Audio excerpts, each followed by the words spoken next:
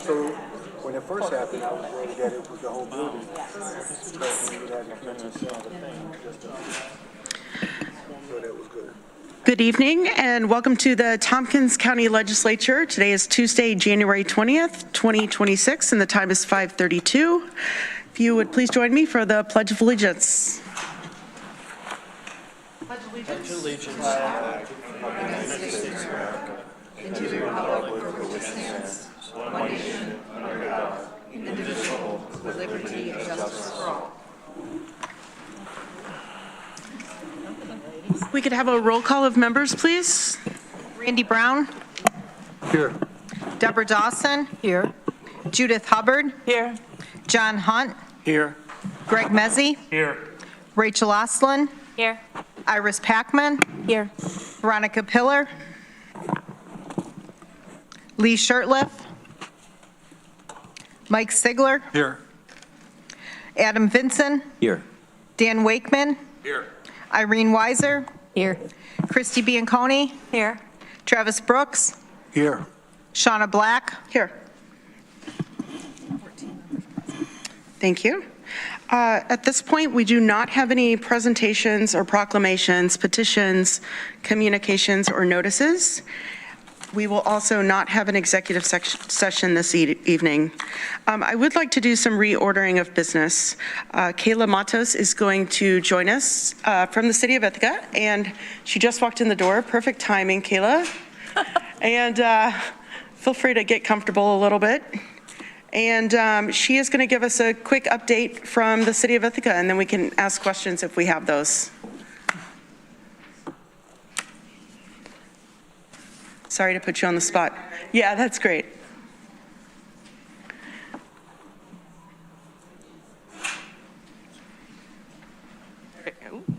All right. Oh, is it on? Okay, perfect. Yes. Good evening, everyone. As Legislator Black said, I am Kayla Matos, City Council member for Ward 1. And so this month in January was a pretty simple month for us. As, sorry, I'm catching my breath. As we had 5 new council members join us, so there's a lot of council orientation, a lot of simple procedural items like our bond resolutions. We also passed 2 resolutions at our first council meeting, one to support CMC nurses in unionizing, and the other one was a resolution relating to the events in Venezuela.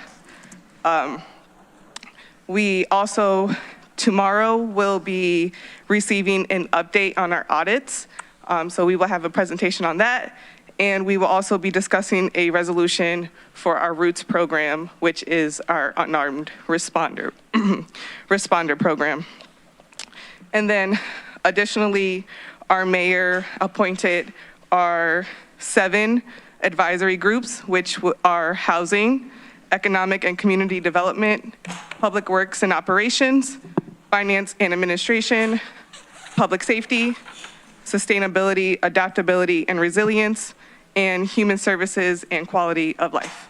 And if you have any questions as to which council members are on which of the advisory groups, please feel free to reach out either to myself or the mayor, and I can provide that, or we can provide that information to you guys. Yeah, and that's our update. Okay, thank you very much. Are there any questions from legislators? Great. Well, Councilmember Matos, we do thank you for coming in. It's always a courtesy whenever our municipalities decide to come to our meetings and update us and explain to us what's going on. So we appreciate your time tonight. And one more thing, my counterpart who will also be joining me for the county legislature update is Councilmember Fabrizio. She is sick tonight, so she cannot join me, but she will also be joining me in future meetings. That's great. Thank you so much. We appreciate your time.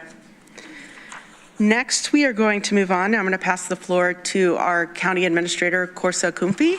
He has an announcement to make. Thank you.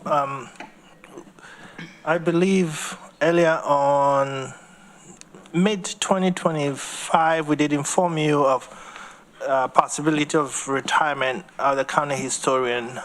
We did a search. We invited interested individuals. Several applicants responded, and I'm happy to introduce the candidate or the person being recommended to you for an appointment to the position of county historian. His name is Charles Gaffler, and we would need a motion to effect that appointment. Can I have a motion, please? Moved by Greg Muzzy, seconded by Veronica Pillar. And are there any questions, comments? Do we need an option to go into executive session? Please raise your hand.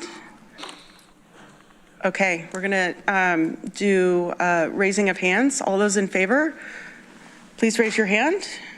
That is unanimous with a 16-0 vote. And would Mr. Guthler like to come up and say a few words as our new county historian? Yes, I will. Okay, great.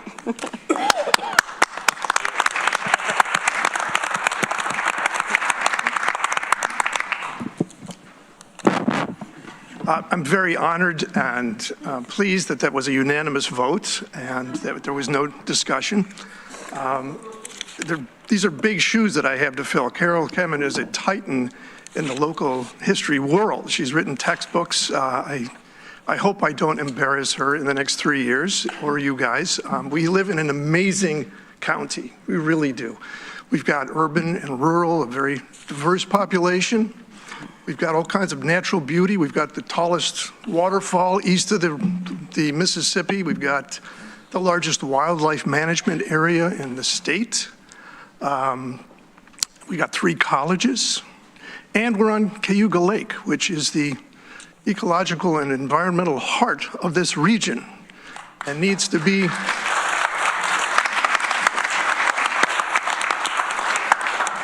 protected. And you know, we have a tradition in this county and in this region of taking great care of our resources, and I'm very pleased to see. I assume that this isn't the crowd you usually get at meetings. It actually is. No. Okay. I'm pleased to see people coming out on that behalf. In any event, thank you very much, and I hope I do you proud. Thank you.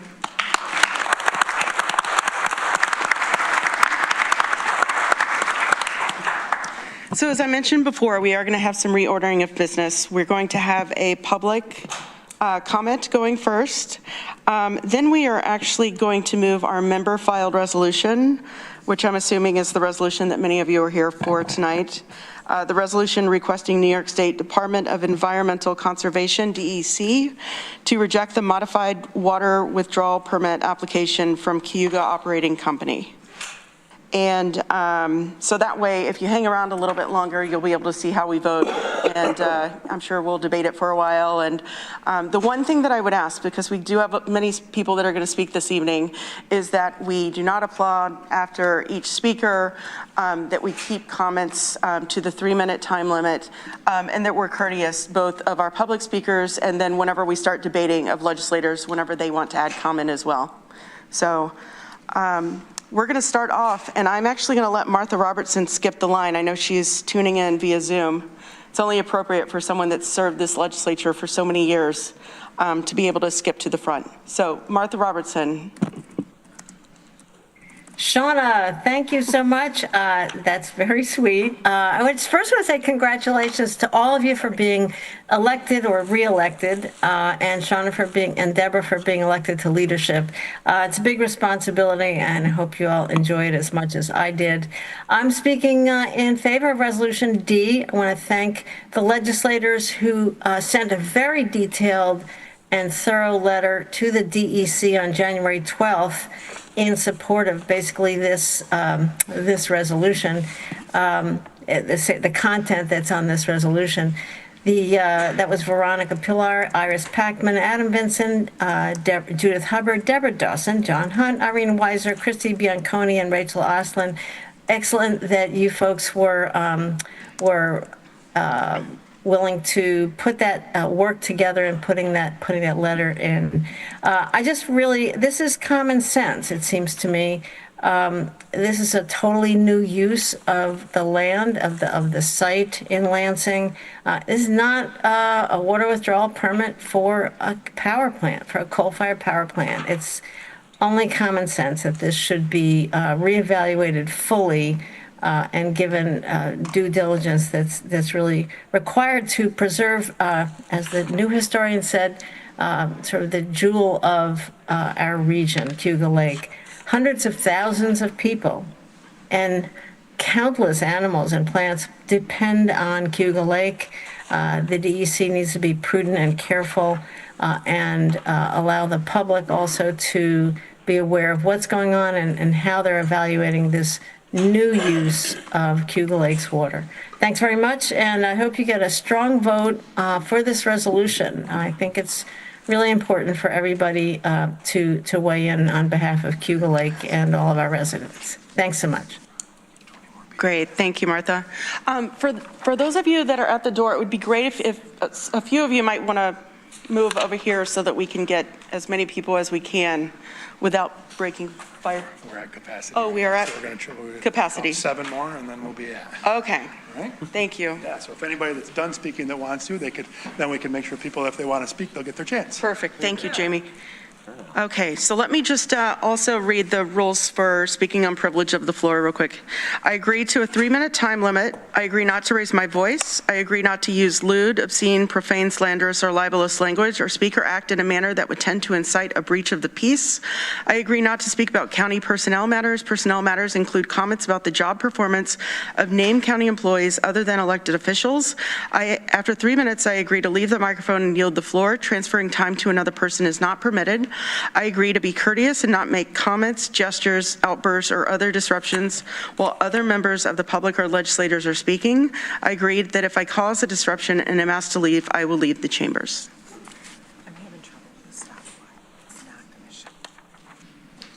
Okay, we are also having some difficulties with the stopwatch, and so whenever your time is up, we will let you know.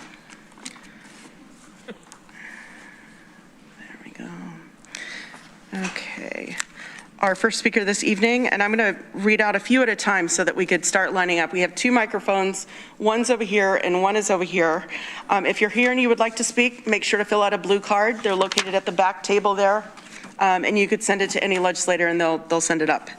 So our first speaker is Zach Wynn, second is Amanda Kirch-Gessner, third is Frank Zimkick.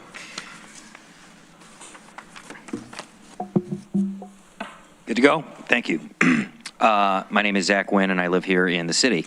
In July of last year, following a fire at the Asteri, representatives of the Vecino Group attended a meeting of the Tompkins County Industrial Development Agency and made a number of assurances about how they would better manage the property, specifically mentioning the replacement of the front double doors with a new entrance. On December 23rd, I was walking by and noticed the new door propped open with a pneumatic mechanism for closing it broken. I went by this afternoon just before the meeting, and the door is still wide open. There have been a number of incidents at the Asteri recently, from a woman being held against her will to warrant service for thefts and another overdose. I would like to make the new members of the legislature aware of the ongoing issues at the Asteri and Conference Center, with the July meeting of the IDA serving as a primer for these issues. I have forwarded this to you along with pictures of the broken front door. I'm curious if the legislature, including board members of the IDA, Deb Dawson and Greg Mezzi, with Rich John being replaced by another member of the legislature, believe Vecino has made good on their commitments from July to better manage the property. I believe the door being continually broken all this time speaks to Vecino's fundamental inability to manage the property effectively. The June meeting of the IDA included mention of the ongoing security issues at the building and the multitude of issues that are rooted in the unfettered access the Asteri provides. I would like to know if you believe Vecino is making good on the commitments they made last year. Has anything Vecino done since last June given you the impression the building is under better control? If the answer is no, I invite the members of the IDA to consider exercising the board's authority to claw back the building's tax abatement, regardless of the fallout or consequences for Vecino. Thank you. Thank you. Amanda Kirch-Gessner. Good evening. Amanda Kirch-Gessner. I live in the town of Ulysses, lifelong resident of Tompkins County. And tonight I want to speak against the Center of Government building. I want to begin by welcoming all of the newly seated legislators, as well as those returning to the table. You've stepped in or back into office at a time when public service is anything but quiet. And I want to ask you plainly, are you ready for the real work to begin? Because the real work isn't simply passing budgets, it's making hard choices about what government is for, what it funds, and what it postpones, especially when we are operating under real financial constraints. Tonight, I want to speak directly about one of those choices. I strongly oppose any further development of a new center of government building at this juncture. In a period of economic uncertainty, expanding administrative infrastructure is not our highest priority. If we're going to fiscally bond capital improvements to our local tax base, those improvements should be directed towards existing, essential, safety-critical facilities, most urgently our public safety building. I never thought I would be in front of you asking for a jail. Let me be clear, this is not wanting a bigger jail. This is about something far more sobering. The county jail has become the backstop for unmet need in our county. Over the last decade, at minimum, this county has invested heavily at great expense and with good intention, mind you, into the continuum of care, mental health supports, housing initiatives, diversion, treatment programs, crisis response.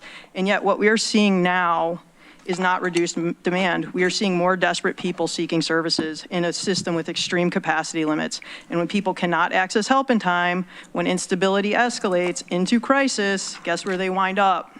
They wind up in jail, okay? This, again, I don't want this. None of us want this. But it's that we're living in a reality where the jail functions as overflow for systemic collapse. And that requires you as legislators to meet our most basic obligations. Counties are legally required to ensure humane, safe conditions for incarcerated individuals, as well as the people who work there, mind you. Those are county employees. And safe working conditions for all of these individuals needs to be at the forefront of our decision making. Counties are legally, let's see. It is a state mandated responsibility, folks, and it's also a moral one. So if we're talking about bonding anything, if we're talking about capital investment, I'm asking you to be disciplined and honest about our priorities. Cancel or pause the development of the COG, redirect capital planning and outfitting resources towards the public safety building, fund the infrastructure that the county is legally required to operate safely, because whether we like it or not, it's where a growing number of our most vulnerable community members are ending up. This is governance, this is compliance, this is fiscal responsibility, and ultimately it is human dignity. I thank you for your time this evening. I know you're going to hear a lot about something else tonight. I yield the rest of my time. Thank you.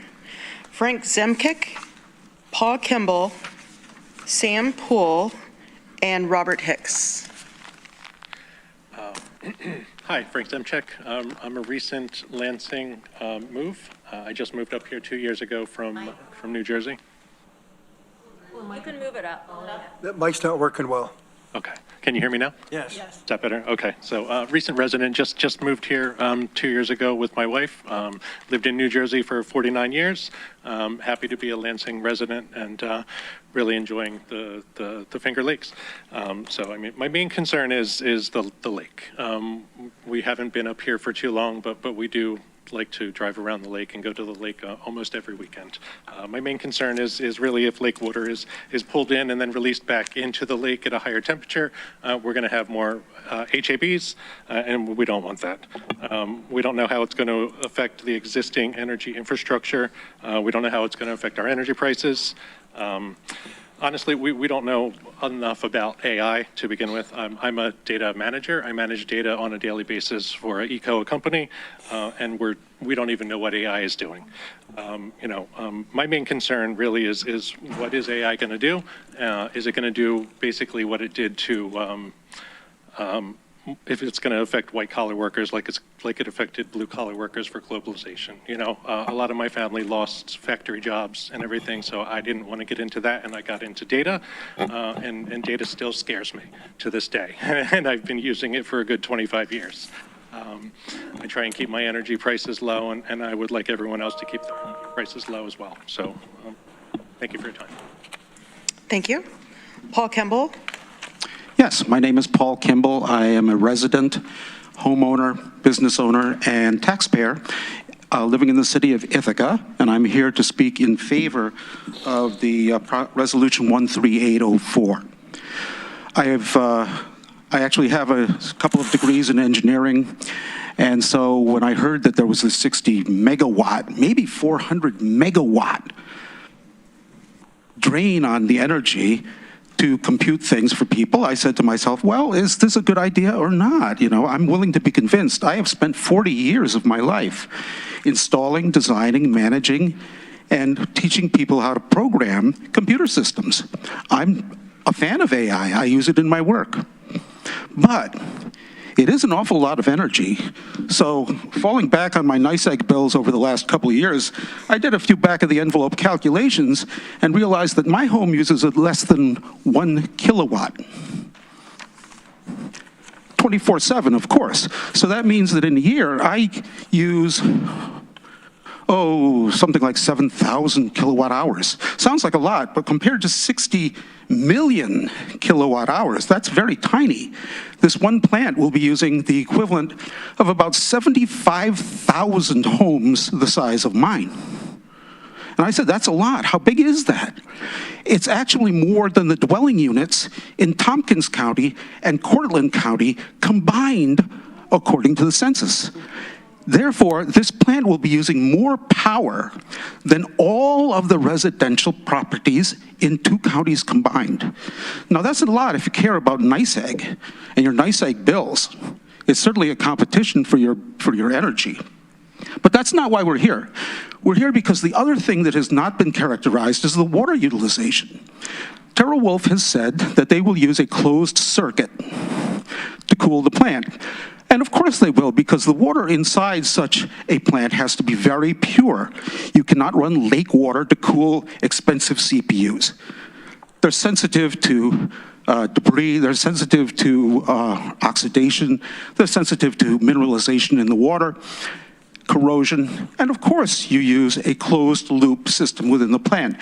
But the heat associated with 60 megawatts has to be dissipated somehow, and I do not think that TerraWolf has done a decent job of characterizing how they intend to use the lake water. If they're going to be drawing it in 1 million gallons a day, the question is, where do they put it after that? Does it come back into the lake? And if it does, at what temperature, at what depth? We already have algal blooms in the lake during the summer. Will we have them all year round? Now, we have a precedent for this in Cornell Lake source cooling, but we thought about that for a long time before it got implemented. And I would like to think at least that long about this.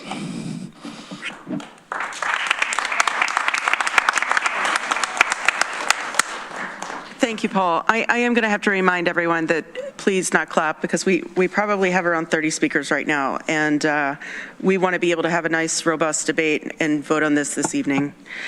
Next, we have Sam Poole, and then Robert Hicks. Yes, hi. Good afternoon, legislators. My name is Sam Poole. I'm a resident of Ithaca and Tompkins County and a member of Sunrise Ithaca and the Ithaca Democratic Socialists of America. I'm here today to talk about the resolution introduced by Legislator Dawson regarding the withdrawal permit for Cayuga Operating Company. First, let's lay some facts on the table. Cayuga Operating Company is a subsidiary of TerraWolf, the company currently seeking a permit to construct a data center in Lansing. TerraWolf has repeatedly claimed in public statements and communications to the Town Board of Lansing that their data center will utilize closed source cooling, that minimal or no water will be drawn from or released into the lake from the data center's cooling systems. TerraWolf representatives explicitly claimed that Cayuga Operating Company would surrender their water withdrawal permits if their application to build the data center was approved. Now, Cayuga Operating Company has applied for a water withdrawal permit anyway, and they're framing it as a modification, a decrease from the approved water usage by the coal-fired power plant on the same site. The permit application claims the facility currently withdraws 1.44 million gallons per day of water from the Cayuga Lake site through cooling water intake structure and uses the water as non-contact cooling for the equipment. There's substantial basis to believe this is completely false. As the power plant ceased operation in 2019, 7 years ago, all of the facilities that were used for generating power have been removed, and weeds are now growing on the site. So I'm not clear on how they can have any justification to claim that it is currently using more than 1 million gallons of water every day on a site that is currently inoperational. The DEC says that if a new site is being built that is substantially different from the one that is the current use, then they have to do a new approval process. It cannot be used. They cannot use the modification. They cannot evade this actual full environmental review. None of this should be in dispute. It's from Terrible's own statements, Cayuga Operating Company filings, and the material reality on the ground. So what conclusions can we draw from this? That Terrible is deliberately misleading the town board of Lansing that their site will not require water usage when it will, while their own subsidiary applies for a permit to withdraw water. That the Cayuga Operating Company is attempting to mislead the water board, claiming that the modification of an existing permit for a site that has not been operational for years. In light of these facts, it is essential that the legislature urge the Department of Environmental Conservation to perform a comprehensive review of the water withdrawal permit request and treat it as a new permit, consistent with the facts and the current reality of the site. Everyone should be in support of this, regardless of your feelings on the data center itself. Even if you believe the data center will be ultimately beneficial, which I do not, having an informed understanding of the costs and the effect on the lake is essential for informed decision-making and won't happen without a real review. I urge the legislature to listen to the dozens of environmental advocates who sent in comments to the DEC and the dozens who are here today packing this chamber, giving testimony. Support the local government in doing its due diligence and pass this resolution today. Thank you. Thank you. Evening. Thank you for the opportunity to address the legislature. My name is Robert Hicks. I'm a retired Ithaca City School District teacher and was a resident of Lansing for 35 years. I'm currently in the town of Ithaca. I appreciate Cayuga Operating's advertising that they're constructing an 18-megawatt solar facility that can power up to 3,100 homes, although as our learned friend over here pointed out, that's like 1/25th of what's required to power an AI facility. I took a casual look at the discharge permit, was impressed with the number of chemical pollutants that are going to be regulated. However, I did not see any mention of heat nor noise pollution. Perhaps the state does not value these in making its determination, but with a significant rise in global temperature, despite the temperatures outside right now, and the amount of ambient noise all around us, I certainly do. Have any studies been done on the impact on the temperature of Cayuga Lake from Cornell's lake source cooling over the last 8 years? How does the volume of water compare in these two cases? Will the AI Center have a closed cooling loop, which our friend again said they will, at least inside the plant? Or will water be dumped directly into the lake? I admit that I have no idea how much noise an AI Center makes, but a 1981 EPA report showed that consistent sound pollution is a significant deterrent to human health by raising cortisol levels. Significant noise will also harm our wildlife friends. This is something that should be considered when judging whether to continue with this project. And I included the reference to this study in my written remarks. Thank you for your service to Tompkins County. Thank you. Next, we're going to have Naomi Graysick, Allison Desario, Rebecca Fry, and Shelby of Ithaca City.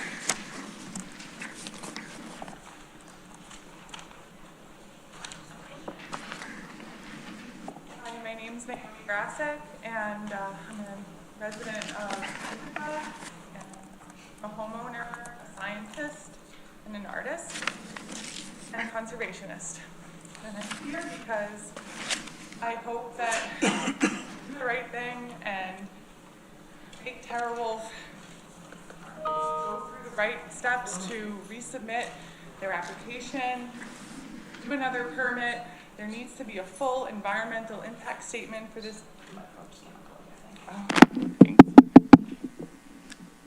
Okay, better? Yes.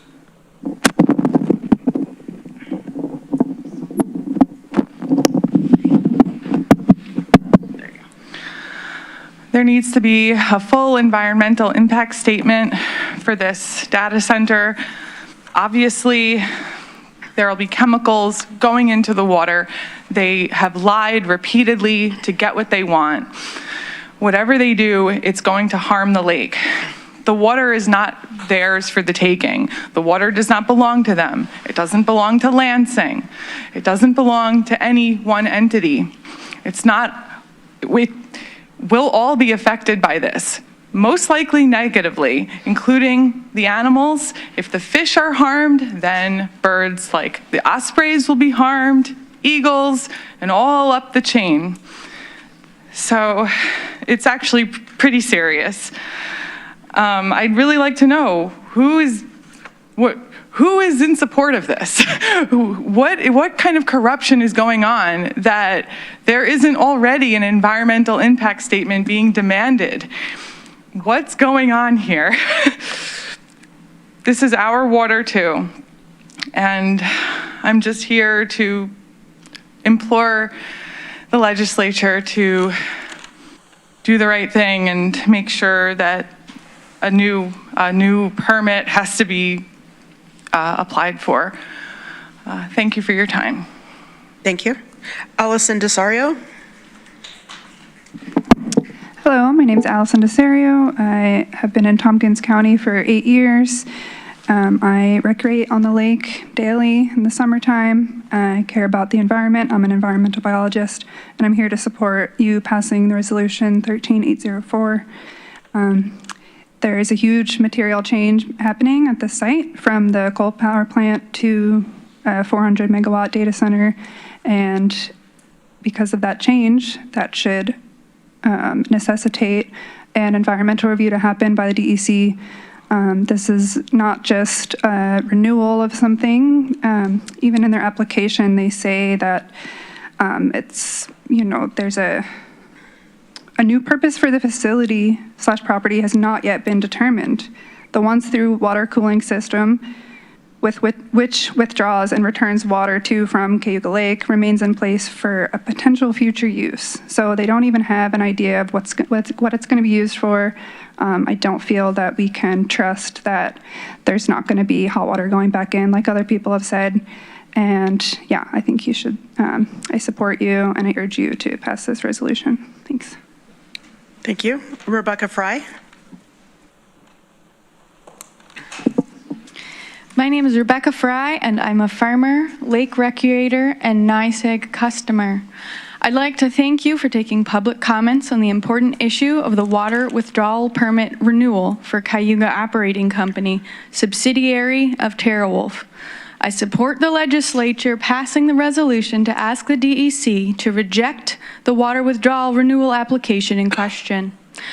I enjoy using the lake for recreational purposes, especially swimming and boating. The lake is a critical part of the natural resources of this region as home for fish, birds, and other wildlife. The entire plant and animal ecosystem surrounding the lake depends on the quality of lake water and peaceful, quiet living atmosphere. The humans surrounding the lake benefit equally from an unpolluted ecosystem. Beyond its environmental benefits, the lake is a central part of the tourism industry of this area, including local wineries, farms, colleges and universities, trail systems, and the eateries, lodging, and other establishments that exist to support tourists. A change to the lake ecosystem would also affect commerce, jobs, and the overall desirability of the area. Seeing how lake quality is central, first, to environmental ecosystems, which directly affect human-created systems, I believe that a full environmental review should be conducted to ensure that the activities proposed at the AI data center would not cause unnecessary harm to the lake. An AI data center is a significantly different use than a cold power electricity plant, and the water withdrawal permit should be denied on those grounds alone. Unfortunately, the applicant has given us many reasons to question the validity of the data included in the application. We found numerous inaccuracies, including usage data reporting issues, withdrawal infrastructure issues, and confusing and conflicting information presented to the community by the applicant.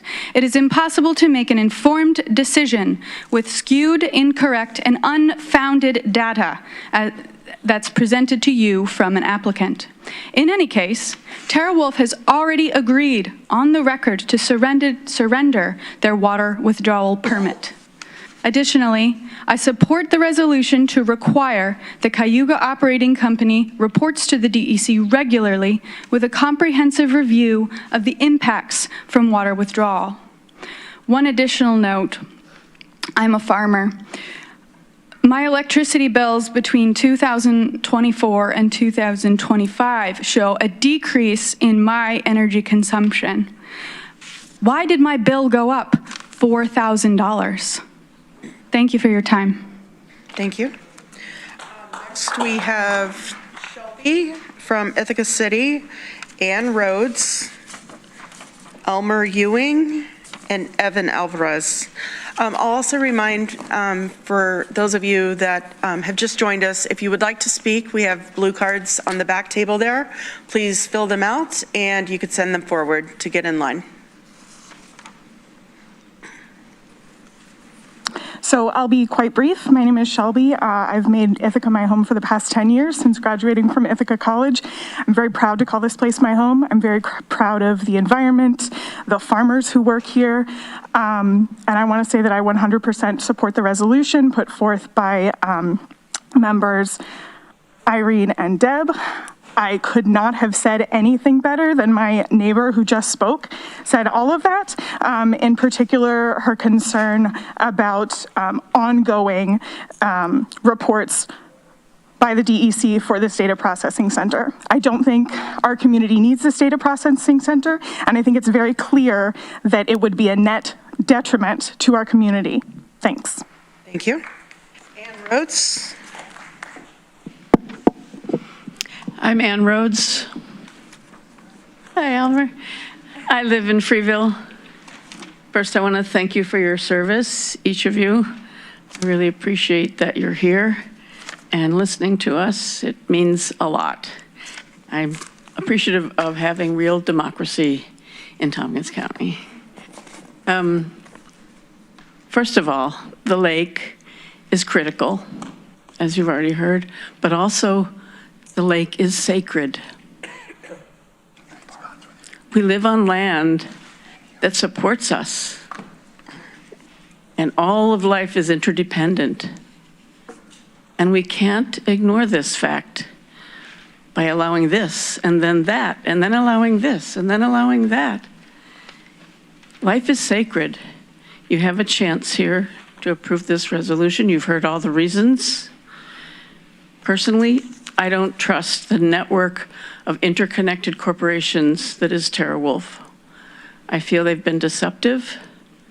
I feel they've tried to strong-arm the people in Lansing. I feel like they have attacked individuals in Lansing. I think that they think that we're country bumpkins and that they can just walk over us. So stand up. Do democracy, and remember that the lake is sacred. Thank you. Thank you.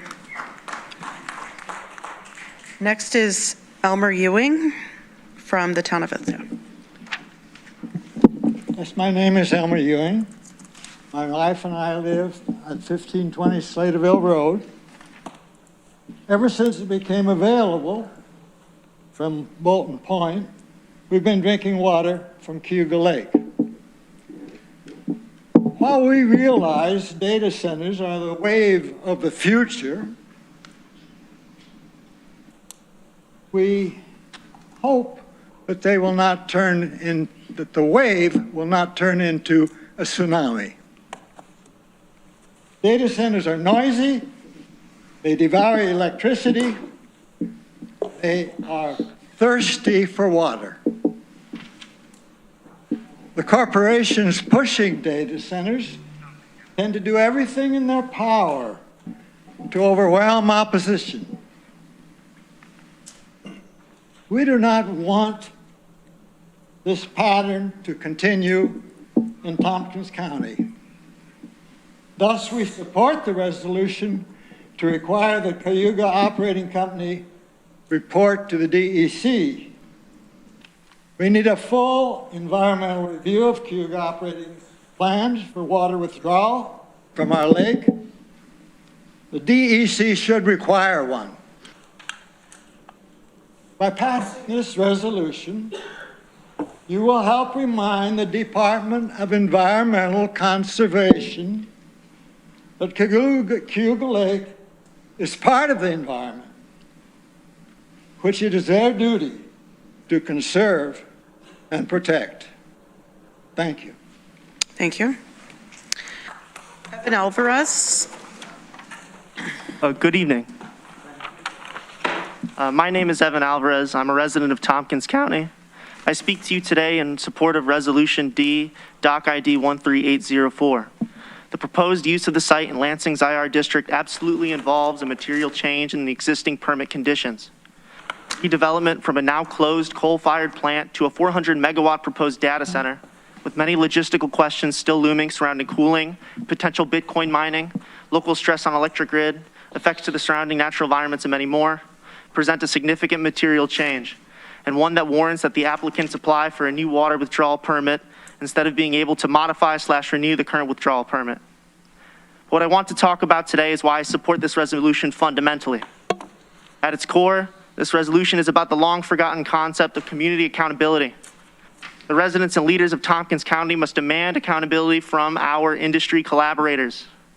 We must demand that Cayuga Operating Company /Lake Hawkeye /TerraWolf codify their decision for maintaining, modifying, renewing these water permits instead of continuing to only vocalize the rationale behind these decisions, as their verbal explanations change depending on who asks.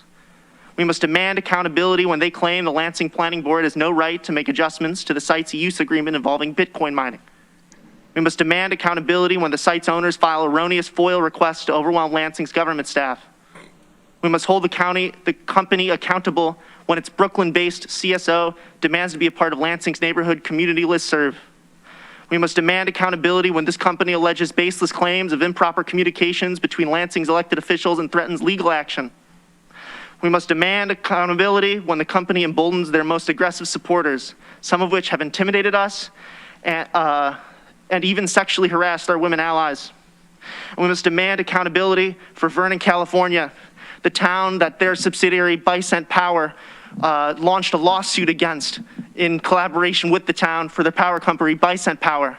This lawsuit was filed and led by Paul Prager and Carrie Langlis, but they were instead found guilty of overbilling the town of Vernon, California to the tune of $9,400,521.68. Members of the Tompkins County Legislature, I ask that you please pass this resolution. Accountability starts here. Thank you. Thank you. Brian Eden, Michael Hayes, Carrie Kaplinkalair, and Diane Cohen. I'll get there. Good evening, Chair Black, members of the County Board. Appreciate your taking this up. Appreciate your passing 13804 with its amendments. TerraWolf has agreed to surrender the water permit or water use, at least on some capacity, and yet TerraWolf is not the applicant for this permit. One of its many nested LLCs, which are somewhat obscure in their relationship, is the requester for the water. And TerraWolf is not, in this present context, being held linked to that and held responsible to that. So any version of this amendment ultimately is going to need to list every single LLC and associated corporation in the consideration of the water, the environmental impact, and the rest, in my opinion. But I do stand in support of this resolution with its amendments. I think it's a good first step for the county, but I think it ultimately will need to be more comprehensive and include all of the many hidden, nested corporate dolls that knit this together and are presently obscure. TerraWolf and its group are not a collaborative public partner in this. As has been mentioned and publicized, they are a party that threatens lawsuits, intimidates people, and seeks what they want. And in that frame of mind, they need to be treated in the same manner, not in a collaborative, they're going to help us out manner, because I don't think that's their purpose. Interestingly, they have a facility that's further along in this process on Lake Ontario, and in that facility, they made the same promises as here. They don't really need the water, they'd give back the permit. Ultimately, no one held them to account, and they're using a very large amount of water, contrary to their assertions, and are operating with very little oversight because it was not structured. Not all of their little corporations and hidden pieces were not included in a final agreement, so you've got a malfeasance or a backdoor way into things. That needs to be addressed here, in my opinion, at the beginning. I would also ask, and certainly I appreciate the county board's thinking and effort, that there's no tax abatements provided to this organization by anyone, not an industrial board, not anyone, that they pay full freight and they pay their own higher electric rate so that all the rest of us, like me who is retired with a disabled wife, aren't paying more for electricity to subsidize their profits. Thank you very much. Thank you. Next is Bryden Eden. Hi. Over the decades, I have brought several resolutions before the legislature for protection of Cuba Lake water quality.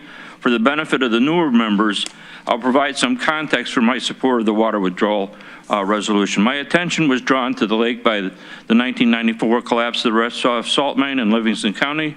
There are only 2 salt mines in New York State, and there was concern by local residents for the safety of the other one, the Cayuga salt mine. Our then Assembly member, Marty Lesser, requested a legislative hearing in Albany to identify the cause of the collapse and de-risk the potential for Cayuga. Marty brokered an agreement where the DEC would require that an EIS be conducted for the first time when a permit renewal was requested for the Cayuga salt mine. In 2000, the DEC reneged on that agreement, and an EIS has never been conducted for the mine. There are now many local water-based organizations interested in preserving water quality of Cayuga Lake. Cayuga Lake Watershed Network, Water Resources Council, Cayuga Lake Intermunicipal Organization, and CLEAN. We all have had a fraught relationship with the DEC in our attempt to protect the lake's water quality. The county legislature has, by resolution, supported us on many occasions over the past 10 years without much noticeable positive response from the DEC. CLEAN, and there before that, the EMC, have commented on previous speedies and water withdrawal permits for the Cayuga Operating Company. We believe that the site, which has an industrial one for 64 years, should be assessed as a potential brownfield prior to being approved for a new use. Toxic chemical spills in the vicinity of the plant, as well as the adjacent coal ash residue landfill. So our comments on the water withdrawal permit have focused on our opposition to the once-through cooling system. Such cooling systems do kill and harm vast amounts of aquatic life, effectively macerating or grinding smaller organisms and impinging larger ones against screens, leading to billions of deaths annually through the impingement and entrainment of fish. A fact sheet distributed by Lake Hawkeye assured us that they intended responsible development. No lake water use, although the site retains a legacy water intake from its coal plant days, the new data campus will not draw from the lake for cooling. It will use a closed-loop system requiring only a few gallons of utility water daily. Almost simultaneously, they applied for the modified renewal of their water withdrawal permit. For the fire suppression, they have access to the Bolton Point pipeline on their site. Are they requesting from the DC a hypothetical permit? We might decide to use a water-based cooling system someday, so it would be good to have that option in our pocket. Thank you so much. Thank you. Carrie Kaplinka-Lair. Thank you. I'm Carrie Kaplinka-Lair, and I just want to start by thanking all of the legislators and their families and the staff of Tompkins County for their service. I very much appreciate it, and this venue. I live several miles from the area that we're talking about, former Milliken Station. I've lived there for 16 years and in Tompkins County for 44, and my profession has been as a science writer. I very much 100% support the resolution of legislators Dawson and Weiser, 13804. It doesn't go quite far enough, but it is fabulous. And if the DEC is not receptive, I recommend a Plan B because the resource is too precious to threaten. Thank you. Thank you. Diane Cohen, then we have Hannah Tomes, Harold Mills, Sarah Eichel, and Lisa Martin. Great. Well, good evening, everyone. My name is Diane Cohen. I'm the CEO of Finger Lakes Reuse, nonprofit organization dedicated to enhancing community, economy, and environment through reuse. I'm also a 42-year resident of Tompkins County, and for the last 25 years, I've lived in the town of Ulysses. Personally, I'm very supportive and thrilled to see the community engagement on this resolution tonight. I'm here tonight to welcome the 8 new legislators and thank you for your service and the returning 8 legislators and also the dedicated county staff for your service and for your longtime partnership with our organization. We were incorporated in 2007 on the request of and with guidance from Tompkins County's Recycling and Materials Management Department. And over the last year and a half, we worked on our 3-year strategic plan and have really been lifted up by the community's support and enthusiasm to expand reuse services in Tompkins County. I'm going to truncate my remarks in the interest of letting more people come, but I'll be coming hopefully to at least 1 or 2 committees to talk more about the opportunities we see, the goals in the county strategic plan that we think reuse can help. There are some challenges and some opportunities. Really happy to be in partnership with you. Glad to see you tonight, but I'm going to leave the rest of my time for the rest of this concern here. So thank you. Thank you. Hannah Tomes. All right. Hi, everyone. I'm Hannah Toombs. I'm a Tompkins County resident. I live in Ithaca. I'm also a librarian, so I have a lot of ethical and intellectual concerns about AI, but I'm just going to comment on the environmental concerns tonight. I'd actually like to bring up some findings from a recent study from the journal Nature Sustainability. It was conducted by some Cornell researchers from the Department of Environmental Engineering back in November. The results of this study, which was a state-by-state data analysis of environmental impacts from AI data centers, the study revealed that if the current growth rate of AI continues as it is right now, this will result in 24 to 44 million metric tons of carbon dioxide being released into the atmosphere by the year 2030, so literally less than 4 years from now, as well as draining up to 1,125 million cubic meters of water per year. To put that in perspective, that water usage compared to, that's from a few AI data centers, that's the equivalent to the annual household water use for about 6 to 10 million US households. So that's pretty insane.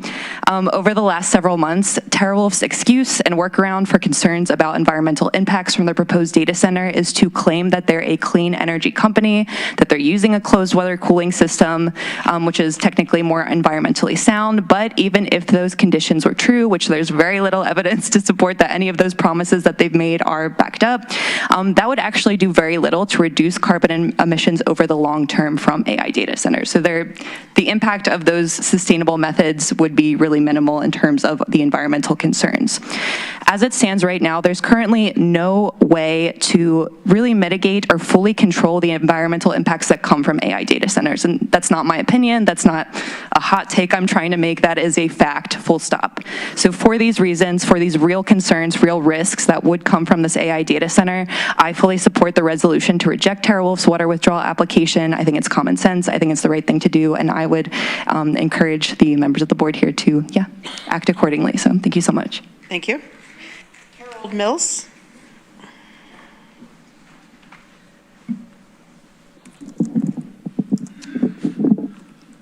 Good evening. I'm Harold Mills. I want to start by thanking you all for your service and welcome the new legislators. I live in Lansing, a little less than 2 miles south of the Cayuga Operating Company site. I want to voice my support for Resolution D, since I agree that the proposed use of the site as a data center instead of a power plant will greatly alter the potential needs for Cayuga Lake water withdrawal. The existing lake water withdrawal permit should not simply be renewed, but rather a new permit should be required. To protect Cayuga Lake and the human and other life that depend on it, a fresh evaluation of the needs and potential impacts of the proposed site activity is in order. Thank you. Thank you. Sarah Eichel. Hi, my name's Sarah Eckel. I am here representing Cayuga Lake Watershed Network. Just want to say thank you for hearing our comments today and putting this resolution forward. Cayuga Lake Watershed Network submitted comments during the DEC's public comment period supporting withdrawing this permit and requiring the DEC to do a new permit for water use. The original permit that Cayuga operating Power Plant is operating under is because they were a coal-fired power plant. This is saying it's just for lake water cooling. Currently, the site is just kind of holding space. We don't know why they need this water. We don't know what it's being used for or why they would have to have 1 million gallons of water a day. And that's why we would like the DEC to require the power company to resubmit their application and to make them go through that process to indicate why this water is necessary. We also recognize that this could be, setting up the infrastructure for other uses for the power plant. They indicate that in their application. They said that we're holding the space. We don't know how we're going to use it. So that's why we think it's important for them to reconsider that use and reconsider how this water is being used and how it's being discharged. And I'll just leave it at that and let other people speak, but thank you for your time and thank you for letting us come out today and support this resolution. Thank you. Lisa Martin, Adam Law, Ainsley, Fernando de Argon, and Abe Pressman. Hello, I'm Lisa Martin. I'm a resident of the town of Lansing. My home is located a few miles from the site of the proposed data center, and I frequently hike and paddleboard around the Cayuga lakefront natural areas to the south of Milliken Station. I would like to voice my support for the resolution drafted by the legislature. Because the owner's intended use for the site has changed dramatically since the last permits were issued, a new evaluation of potential impacts on local water resources should be completed. Additionally, as noted in the resolution, Cayuga Operating Company and/or TerraWolf have made inconsistent and conflicting public statements regarding their water use plans for the site, raising questions about their intentions in pursuing this permit renewal, which would allow, as people have mentioned, withdrawal of 1 million gallons of water per day. The DEC should be asked to process this as a new permit application subject to comprehensive environmental review. Please protect the health of the water and natural resources that so many Lansing and Tompkins County residents enjoy and pass this resolution. Thank you. Adam Law. Good evening. My name is Adam Law. I'm a resident of Tompkins County, living in the town of Ithaca for 36 years. I'm a co-founder and current board president of Physicians, Scientists, and Engineers for Healthy Energy, an organization that brings science to energy policy. I'm here to support the resolution to reject the water withdrawal permit application from Cayuga Operating Company. This is not a continuation of a power plant. It's a fundamentally different industrial use that requires a new permit and full environmental impact review. I want to review 3 key points. First, the proposed 400 megawatt data center would involve continuous large-scale water withdrawals under operating conditions that were never evaluated under the existing permit. Treating this as a grandfathered use would bypass the scientific review needed to assess new risks. Second, Cayuga Lake is a sensitive ecological system and a shared public resource. There is insufficient evidence in the current record to determine how this level and pattern of water use could affect lake temperature, water quality, aquatic life, or downstream users. A new permit and environmental review are necessary to evaluate these potential impacts using current data. Third, if risks or harms emerge, the costs of monitoring, prevention, and mitigation must not be shifted to local taxpayers.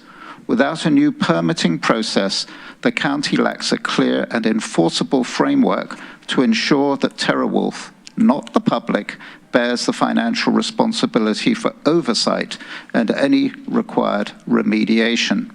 For these reasons, I urge you to pass this resolution rejecting the water withdrawal permit application and require a new permit allowing for an evidence-based environmental impact review for siting this massive data center on Cayuga Lake. Thank you for allowing me the opportunity to speak. Thank you. Ainsley?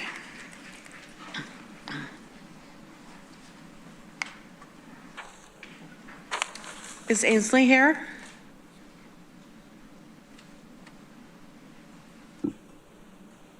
Okay. I'm going to put their card at the end, and if they end up coming back, then we can try it again. Fernando de Aragon. Good evening. Fernando de Aragon, 28-year resident of City of Ithaca. It's pretty clear that the lake, Cayuga Lake, is probably the most important, significant environmental resource that we have in our county. After 25 years with the Cayuga Lake Scenic Byway nonprofit, I can also confidently say that it's the most significant resource for our neighboring counties, Seneca and Cayuga. As a planner in the county, over the years, I noticed that home rule is very strong in New York. There are very few ways for the public to reach the decision makers on regional projects such as, and regional impact projects such as the one we're considering here. So your role is very important. I'm very happy that you have this resolution before you, and I hope that you pass it. And I urge you to keep vigilant on this topic. There will be other opportunities, and we need you to be our voice to reach DEC, to reach Albany, because we don't have regional environmental groups doing this work. It seems like we go from the local to Albany, and that is a big leap, and the role of the county is a very important one, and I thank you for your time. Thank you. Just a note, Fernando was a longtime employee of Tompkins County and has recently retired, so we're glad to see you back in the chambers. Abe Pressman. Hi, my name is Abe Pressman. I live in Ithaca, and I'm here to speak in support of the water thingy. I'm not great with names. I moved to Ithaca a little over a year ago to build a tech company here. My first month in Ithaca, my electricity bill was $150. Most months it's more than that.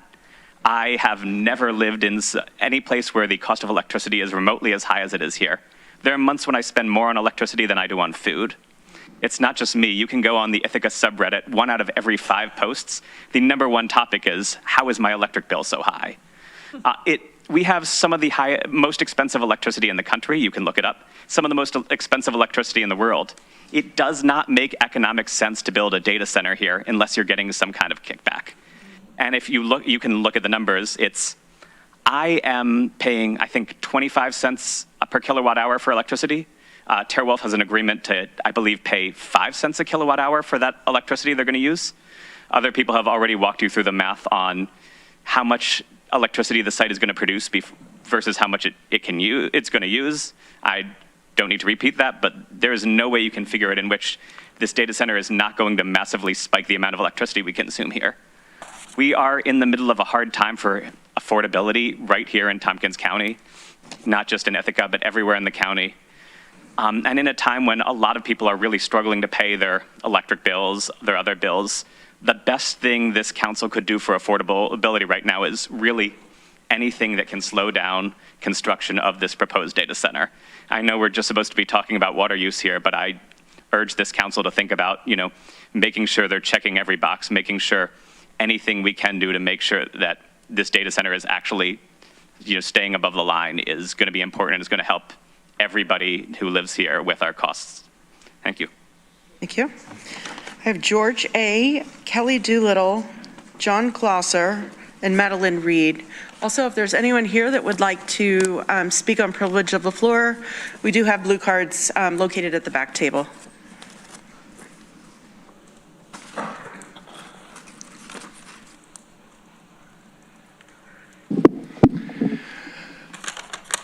Good evening. My name is George, and I've lived in Tompkins County for a couple of years now, and I'll be brief. Decisions made in rooms like this are important. My family's from Cass County, Texas, and in a room just like this about 70 years ago, a paper mill was given permission to be built in the county. And since I was born until my most recent visit in 2022, everybody there drinks bottled water because the groundwater has been poisoned from industrial runoff. And the environmental study is just paramount to this. What kind of corrosion inhibitors will they be using? What sort of biocides? Nitrates, the thermal pollution, all of this needs to be looked at. And yeah, I want to yield my time because there's a lot of people here with a lot to say, but thank you for the time. Thank you. Kelly Doolittle. Hi there, my name is Kelly Doolittle. I'm going to make mine a little shorter than original two because a lot of these points have been made. But I do want to say that in a public meeting last fall, I did hear the CEO of TerraWolf say that their data center would not withdraw lake water for cooling. And given that the CSO of TerraWolf has told Lansing officials that the Cayuga operating company has formally agreed to surrender their water withdrawal permit, that permit having been developed originally in the context of a power generating facility, but in TerraWolf's case, it will actually be a power-sucking facility. The DEC should not process a new request from the COC as a renewal, but rather as a new permit altogether, requiring appropriate environmental review for an energy-sucking AI data center. Also, I'd like to share with you all some of the information from an Ithaca Voice article by Fernando Figueroa from October 30th of last year about extremely dangerous HABs being reported in Cayuga Lake as early as June 3rd to as late as October 27th. HABs have been reported in the aftermath of natural phenomena like sluggish water circulation, unusually high water temperatures, and extreme weather events such as floods and drought caused by climate change. However, overfeeding, mainly the addition of phosphorus, nitrogen, and carbon from farm and lawn runoff, is already a huge negative factor in the health of our lake. It's an issue with regards to the data center because the 183-acre site proposed for the AI data center in the Phase 1 area is located on a 10 to 15% slope, of which currently 55% is forests and 12% wetlands that serve to absorb and contain some of that toxic runoff. All that protective acreage will be stripped away and be replaced by an enormous impermeable footprint of the data center.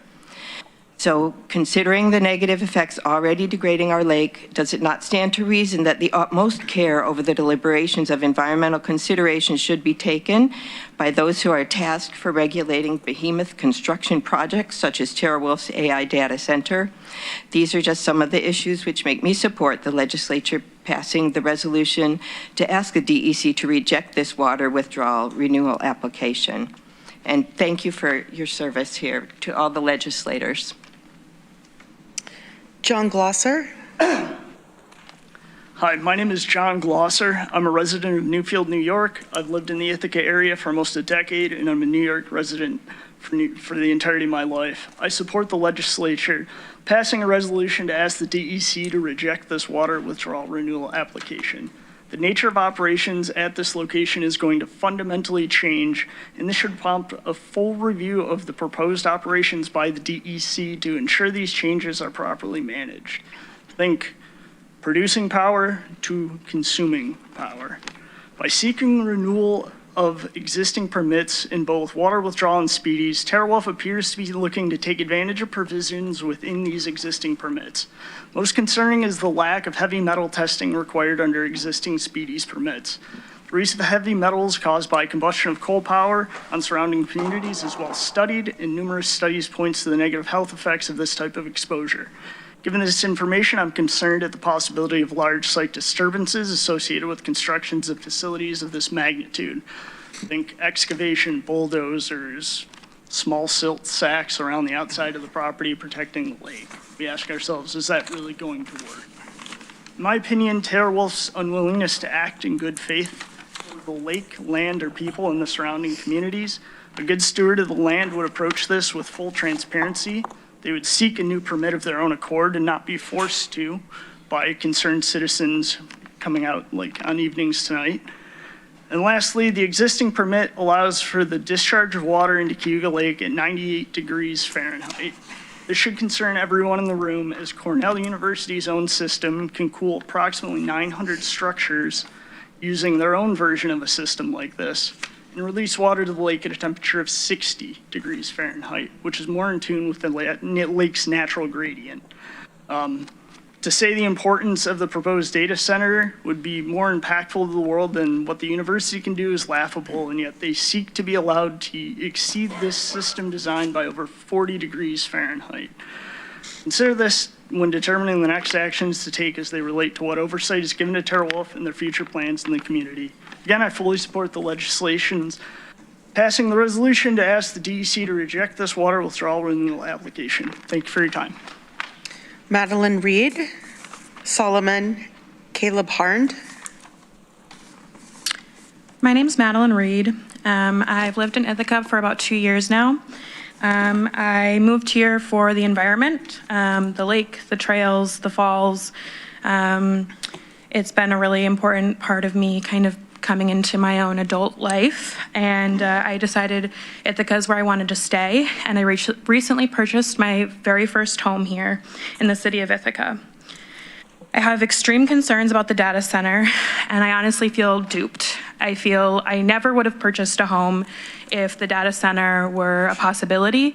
I didn't think that Tompkins County would agree to something like that or allow something like that to happen here, and I can't imagine how long-term residents feel. Some words I think of as betrayal. I am concerned about the environmental impacts on the lake, wildlife, and human beings in the area. I am also very concerned about the electric prices. As somebody who just purchased a home, it's a fixer-upper. I'm not there yet, but I've lived in an apartment the last 2 years, and my bills have increased significantly. And I'm honestly afraid that the prices that are expected if the data center becomes a reality will make my new home unaffordable. I think that I may not be able to afford my mortgage and my electric bills at the same time.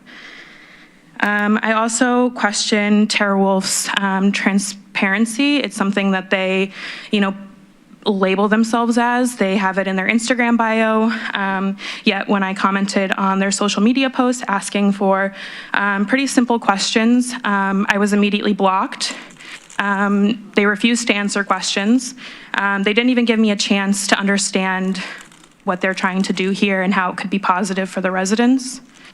So I don't trust that anything they do will be honest. They have a history of manipulating data and straight up lying.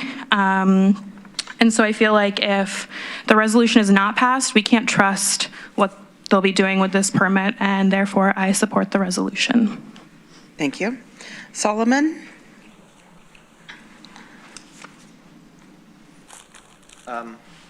Hello. Dear members of the Tompkins County Legislature, my name is Solomon Blecker, and I'm a resident of Ithaca. TerraWolf should not be allowed to build a data center in Lansing. It will take water from Cayuga Lake and significant electricity, which will strain the grid. From what many others who've spoken here have said, the data center could drop to 400 megawatts, which is a massive amount of power. And while TerraWolf claims they can generate 138 megawatts of clean electricity by this year, they've not been honest during their application.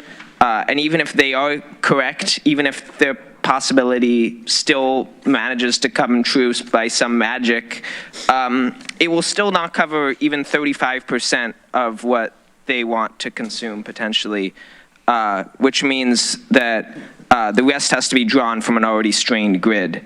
In addition, it will increase carbon emissions, which is very bad at a time when we need to be mitigating climate change, and TerraWolf has no plans about where they would put the water after they withdraw it and use it. Therefore, I request that you pass the resolution to deny TerraWolf's water withdrawal application. Thank you.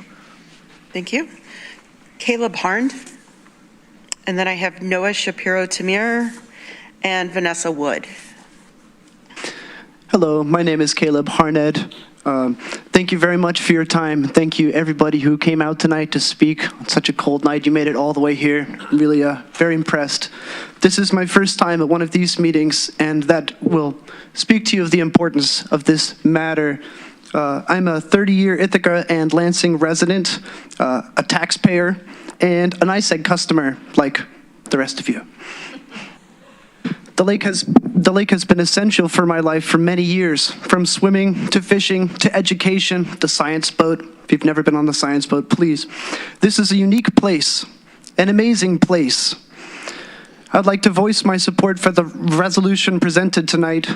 I share the numerous concerns of my community members about this project, in particular, the environmental and the economic impacts of this AI data center. I also stand in favor of a new water withdrawal permit and a full environmental review of this data center. Thank you again for letting us make our voices heard. I hope you will listen to what we have to say on this extremely important matter. Thank you. Thank you. Noah Shapiro-Tamir. Good evening, everybody. Thank you for listening to our comments. My name is Noah. I'm a longtime full-life resident of the town of Ulysses, Tompkins County, student of the Ithaca City School District. I don't have the facts and figures that all of my community members have, so I won't try to say them, but I will tell a story that about 2 months ago, I had the privilege to be journeying through what is known as America's Cancer Alley or Chemical Corridor by boat in southern Louisiana and got to witness firsthand the trauma held in land, water, and people of the public health crises that have been compounded by multiple centuries of extractive economies on the same plots of land, right? If you look at the maps, you can see the property lines that were formerly plantations that are today housing some of our nation's largest petrochemical manufacturing facilities, oil refineries, and herbicide and pesticide manufacturing facilities. So standing on that land and standing in that water, you can feel it, right? You know what happens when those kind of crises have compounded for so long. I have swum at North Point, Taganic for most of my life and stared across the lake to the power plant that was formerly coal and now stands to turn into an AI data center and pollute our land, our water, and our bodies. So I ask you to vote positively on this resolution tonight. Thank you. Thank you. Vanessa Wood. Hello, my name is Vanessa. Thank you for listening to our comments. I work in education and waterworks. I've lived in Tompkins County for 22 years, and I am in Dryden. I get my drinking water from the lake. I guess what I can add is just knowing a little bit about algal blooms. There have been watershed efforts recently monitoring harmful algal blooms in the lake, and they are starting to pop up. Like they're increasing a little bit over time recently. And the two things that feed them and increase them would be more nutrients or more temperature in the lake. So the I support the resolution to reject the renewal of this coal plant because, first of all, the temperature of the water discharge is almost double the temperature of the lake. And I also wanted to just point out that it seems clear to me that there's a very strong consensus of people who are just against the AI center in general. Also with the general behavior of, I guess, the process so far, there's a lot of reason to please be skeptical of any claims about like not using the water in this lake, even though there's an intake structure right there, and just look at the other patterns of AI centers so far. And I hope that we can think critically and have a democratic process that reflects the people of this area who live here and pay energy bills and use the lake. And lastly, just algae, harmful algae can hurt wildlife and also pets. Like if people have dogs playing in the lake or whatever, they like, we've had like deaths of pets from harmful algal blooms. So that's just one of many possible environmental impacts that could happen with a higher temperature. So yeah, and if the environment was affected negatively, it'd be nice to have an environmental review and be able to track, how things would be affected if the AI Center went through. So that's something to think about as well. Thank you. Thank you. And just one more time, is Ainsley available? We're in the room here. Okay. Is there anyone else that would like to speak on privilege of the floor that hasn't filled out a blue card? Okay.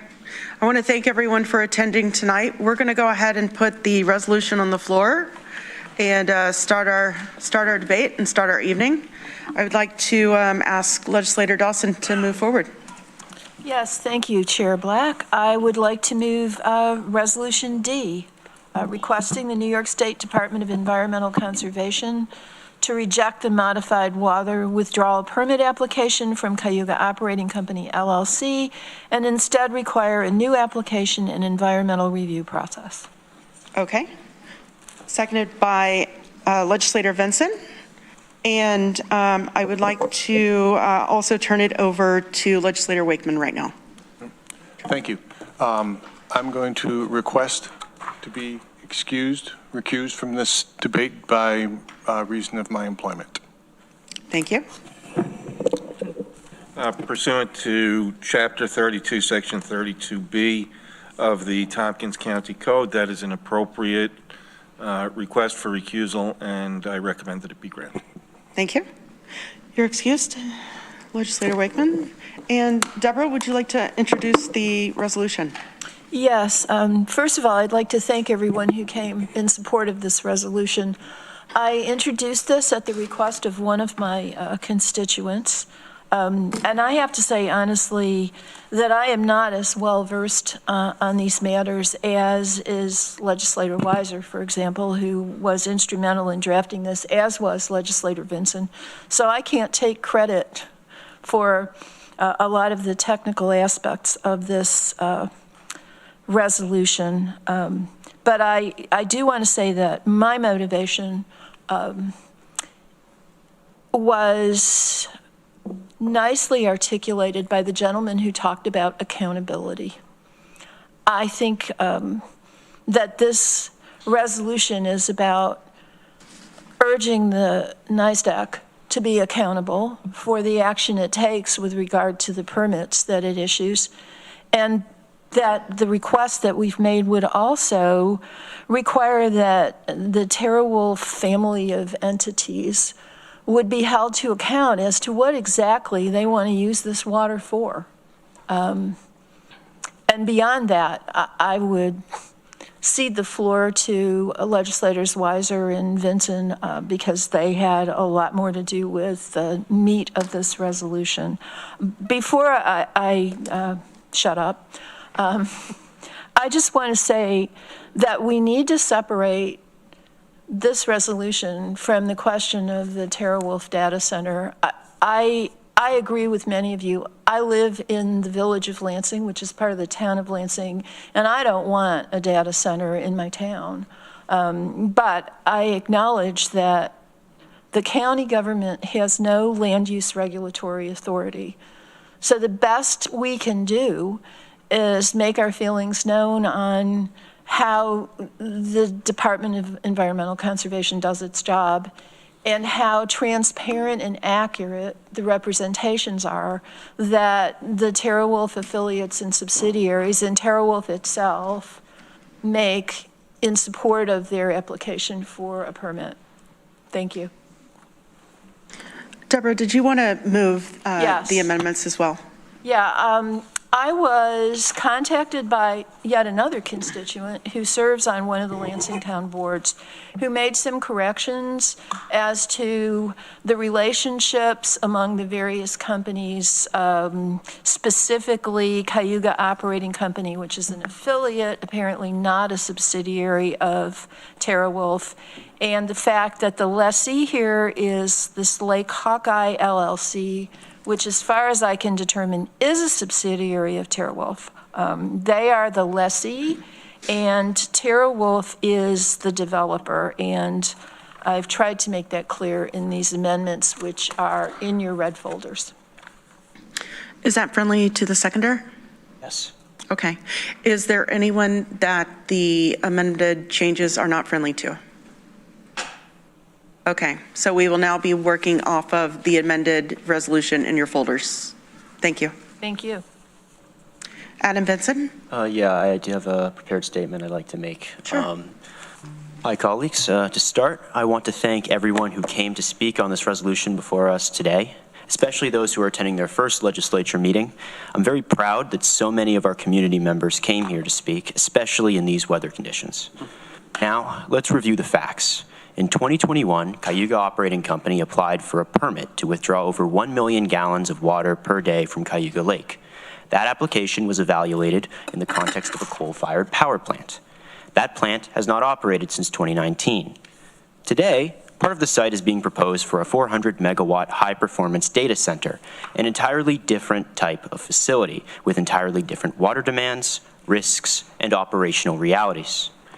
Residents of Lansing and the broader Tompkins County community are worried about the impacts the data center will have on Cayuga Lake. Today, in public comment, we've heard from them about many potential risks to the environment that this project poses, including but not limited to industrial pollution, changes in water temperature, and carbon emissions. Additionally, there's a great deal of confusion about what the permits in question are even for. Seeing as cooling for the data center will supposedly be a closed-loop system, and withdrawal for fire suppression is exempt from permitting. Section 6, subsection 621.11, Part H of the State Code says that an agency, in this case the Department of Environmental Conservation, may treat a renewal of a permit as an application for a new permit if there has been a material change to the permitting conditions. I assume, since a data center is not a power plant, there has been a material change. As a county, we do not have control over water withdrawal permits, but we have the power to make recommendations to those who do. As an issue that impacts Cayuga Lake and thus our entire community, I believe that we are justified as a body in having an opinion on this project and its permits.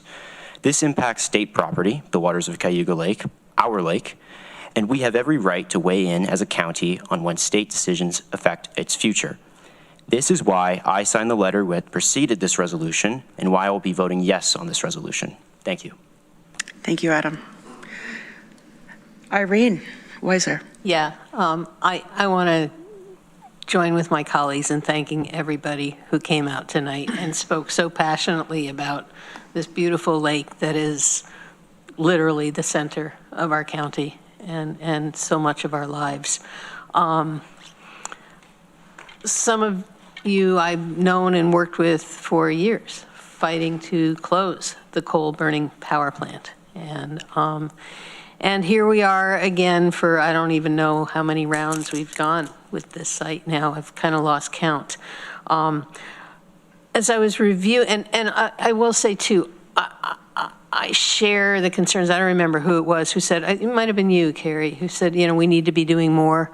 I wish we could. I wish that we had more teeth than what we have as a county to fight this. Because as my colleague, Deborah Dawson said, we don't have land use control. That's something that's the purview of the town of Lansing. But we do have, as my colleague Adam just pointed out, we have a voice to use in speaking to the DEC and holding them to account to their own regulatory authority. One of the most stunning things when I started reviewing the permit, I think we all know that the requested permit modification should be rejected. Cayuga Operating System Company instead should be required to submit a new water withdrawal permit. Here's the really stunning thing I found when I was reviewing. The existing permit dates back to 1955. Oy. It's been renewed and renewed and renewed since 1955. And it was issued, obviously, for a fundamentally different purpose, operation of a fossil fuel power plant. Since that time, not only have the function of this site proposed being changed, but regulatory standards have changed. Environmental expectations and best practices for water resource management have evolved substantially. Yet this permit lacks even the most basic modern safeguards, including, there was a page 13 of their original permit application, when it talked about how they were withdrawing the water and measuring the water. They don't measure the water withdrawal. They just make an assumption based on the capacity of the pumps that they use. They don't have a meter to accurately measure the water withdrawal volumes. That kind of omission would be absolutely unacceptable in a new application today.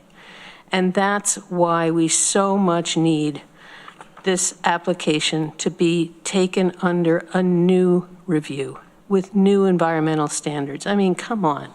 They don't even have a meter to measure how much water they're withdrawing. So it's true. They say that, and it's true, that back when it was a power plant, they withdrew about 250 million gallons of water a day. Now they're saying that they need to withdraw only 1 million gallons per day. But this doesn't eliminate the need for a full review. Quite to the contrary, it underscores that the facility's operational profile has materially changed. They no longer function as a power plant, and its future water use is tied to uncertain and potentially different industrial purposes that have not been fully defined or approved. Given the age of the permit, the absence of modern monitoring requirements, the lack of reliable historical withdrawal data, and the material change in use, there is no regulatory or environmental justification for treating this as a mere modification. A new application supported by a contemporary environmental review is both reasonable and necessary to ensure protection of Cayuga Lake and compliance with current standards. Thank you. Mike Sigler. So I'll be a little bit, I didn't expect to be a little bit, but there was a lot of things to answer that people had said. So for me, if the data center does go in there, I would like a data center that does not use the lake at all. That doesn't withdraw any water, it basically leaves the lake alone. We'll actually open the waterfront to the public, which it is not open to now. That is what TerraWolf so far has suggested. Now, they will be going in front of the town planning board shortly, I believe within the next month, and you will see their plan. I'll get to a little bit of that in a second. The problem I have with this resolution is I believe it does exactly the opposite of what you'd like it to do. It is my understanding that the permit that is in place right now is limited to power generation, whether that be coal, natural gas, nuclear, or deep earth ground source. Under the permit that is in place right now that they are looking for a renewal of, water withdrawal cannot be used for the cooling of a data center. It's also a cooling system that TerraWolf anyway does not use, and we'll talk a little bit about that because somebody had mentioned that too, but I think that by asking the DEC to weigh in on that permit as it pertains to data centers, you are actually opening the door to the DEC to expand the permit to other uses. The state may not do as you're asking, and they may just say, yes, we believe that the data center is a permitted use. And yes, within a certain size, we'll let that permit go through, which it currently is not. And I don't think that is what you want to do. But if you want to roll the dice on that, I guess you can. There's a lot of information about things. I've lived in Lansing 25 years. And I lived with the power plant for 15 years as it operated. You know, the water released from the power plant was 16 degrees higher than when it was taken in. HABs are a problem today. The power plant's been closed for 6 years, and yet we've seen HABs increase. So while I understand that heat may be a factor, that's a hard case to make considering we have actual evidence. Somebody had mentioned Cornell Lake Source cooling and if there are studies. Yeah, they study that quite a bit. I mean, I don't have those numbers, but you can you can certainly go to Cornell and ask about that.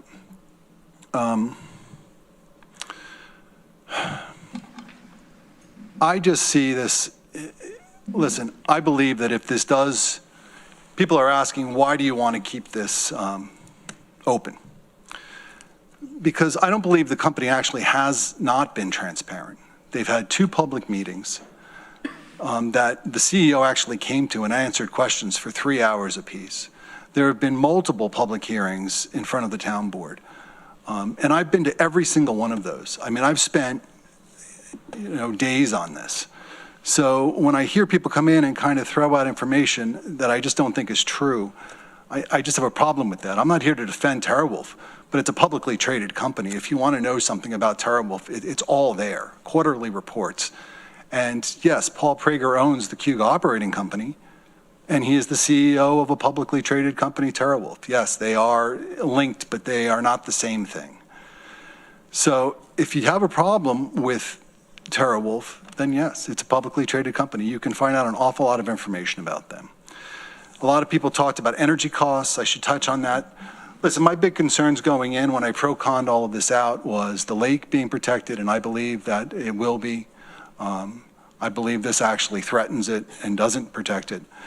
And energy costs. Somebody had mentioned they're paying 25 cents per kilowatt hour. You need to call NYSEG. That's simply not what the supply charge is in the city of Ithaca. The supply charge last month for my rental property here was 10 cents a kilowatt hour. So if you're paying 25 cents, that's what the supply is. And every single, hey, I listen to all of you very patiently.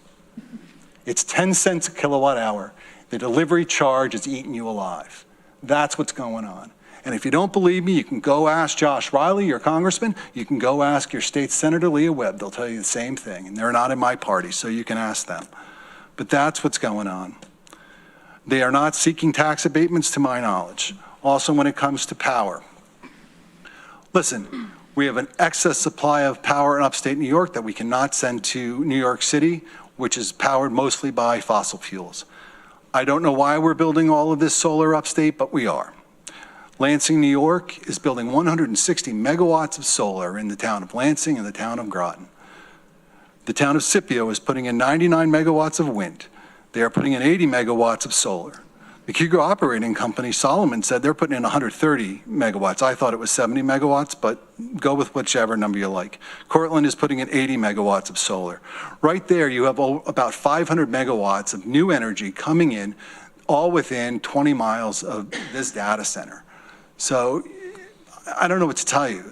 The state clearly is building power for something. And this should not affect your rates, which is the bottom line and the thing I'm most worried about. Anyway, listen, I am more than happy to have a rose-based debate, but I hear just so much factual inaccuracy from folks that come forward. And I've been dealing with that for about 3 months now. All I have to tell you is, you're right, we don't have land use authority. This is going to go in front of the Lansing Town Planning Board. And when they see it, they can make a lot of requirements. They can make the requirement that you will not be pulling water from the lake. And TeraWulf will have to abide by that. And I'm absolutely sure that's what the town of Lansing will require. And they will require other things. The town of Lansing could have a guy or a woman right on site 24 hours a day if they would like to see what's going on site. We'll see what the town of Lansing chooses to do. But to act as if somehow somebody said there was corruption in the process. There's no corruption. Everybody's been pretty transparent. And if you have any questions, they are taking those questions. So thank you very much. Thank you. We have Veronica Pillar, Iris Packman, Judith Hubbard, and Randy Brown. Thank you. I'd like to go back to the community involvement in the lake itself. Thank you all for coming, as other people have said, whether you spoke or not. It really makes a difference. One public commenter said it was their first time at a legislature meeting, but that same person has sold me many Green Star stacks that get me through this meeting. So you make a difference. Thank you. The Cayuga Lake has been here since long before any humans were here, since long before Ithaca and Tompkins County, and it will hopefully be here long after we are gone.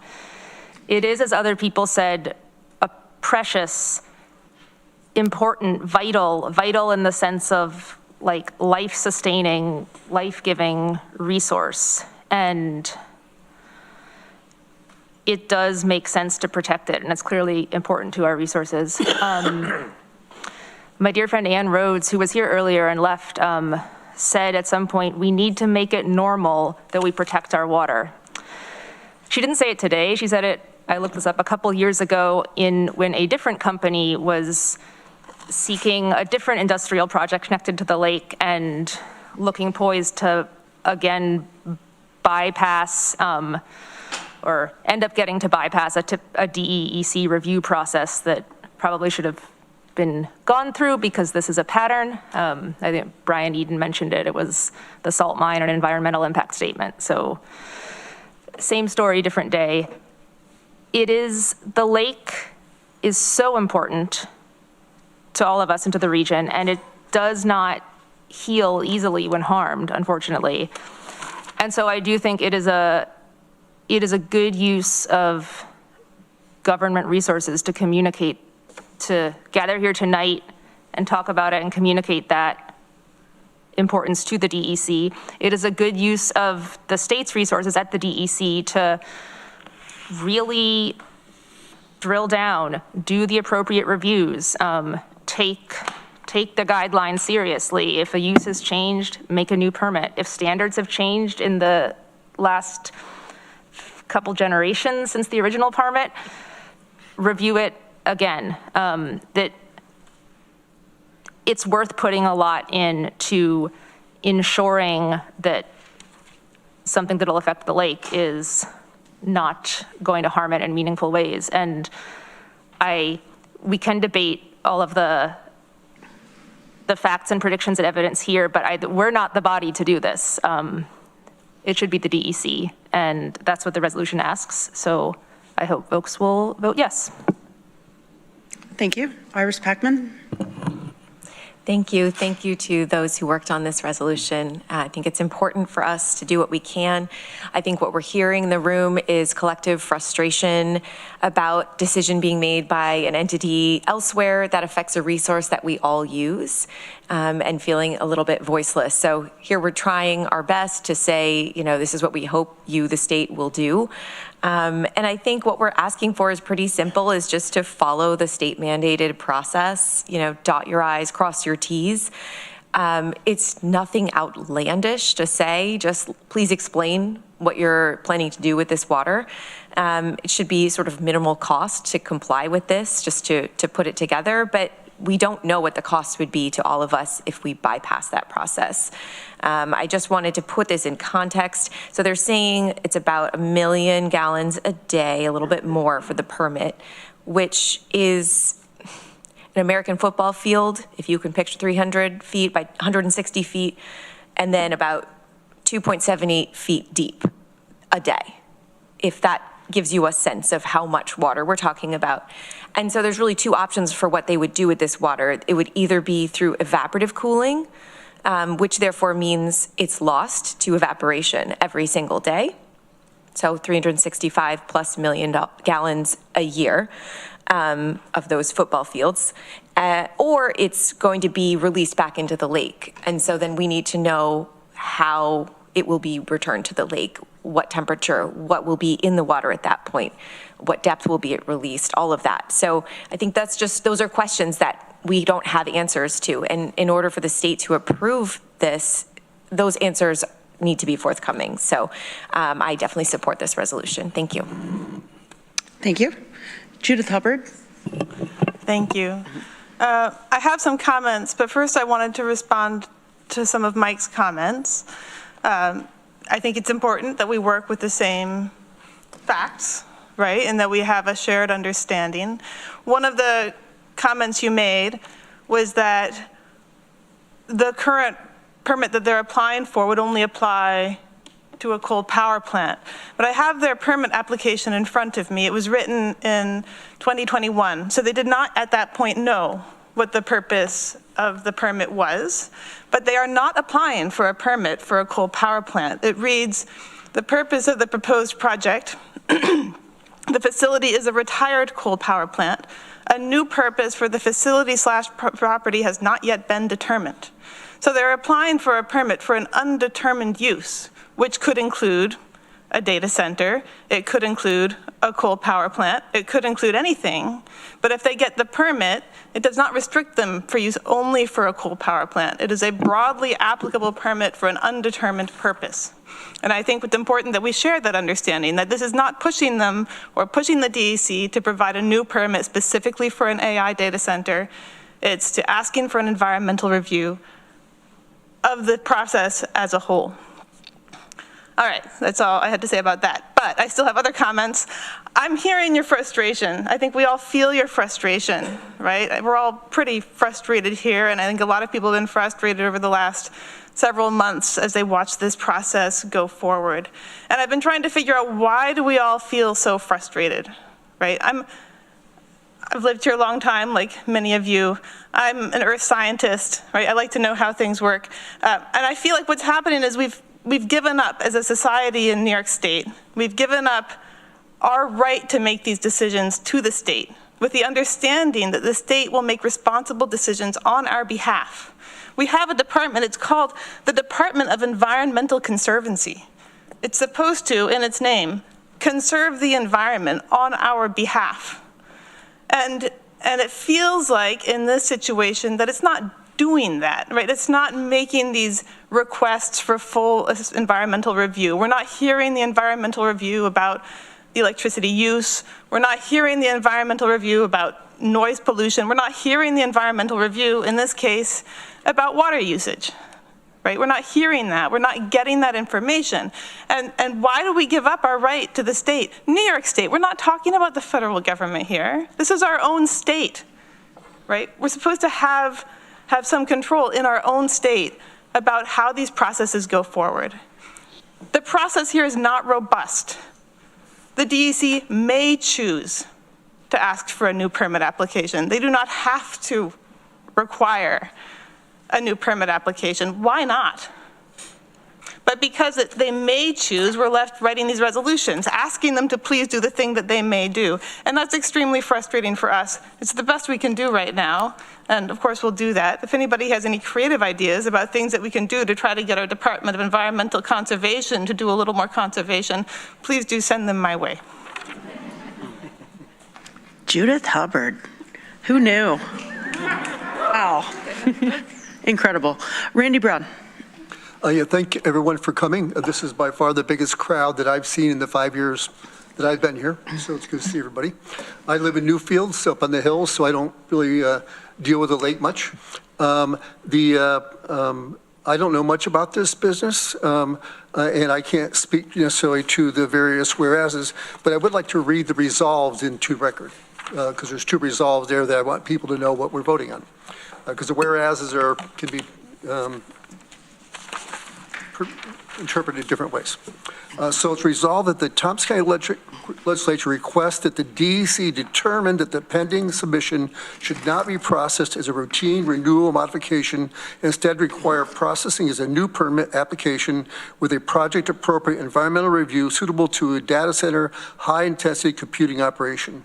Resolve further that with the new application, the DEC should require a transparent, technically supported accounting of the maximum expected withdrawals by end use, seasonal and peak operational scenarios, intake discharge configuration, and operational controls, and potential impacts of water quantity, water quality, and water-dependent natural resources, including cumulative impacts.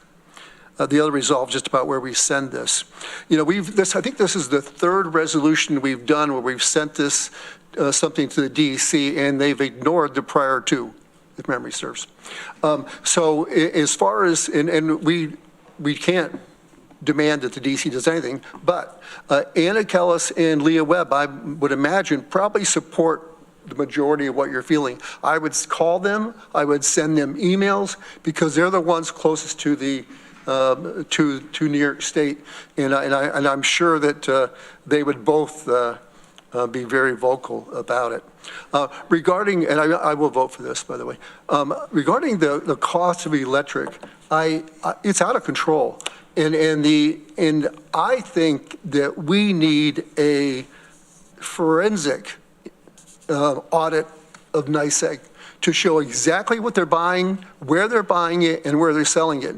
We met with NYSEG about a year ago, and they told us that they are buying 70% of their electric by contract every year, but 30% they buy in the open market, whatever the market may bear. Spot market. And they buy it from outside the state sometimes from themselves, from some subsidiary. And then it is the delivery charges, as Mike Sigler mentioned. That's a big issue. I think the reason they want to be in this data center where it is because the power lines are there. I mean, the big power lines that would be required there. So infrastructure is not needed. I do think that we should be looking hard at electric cost.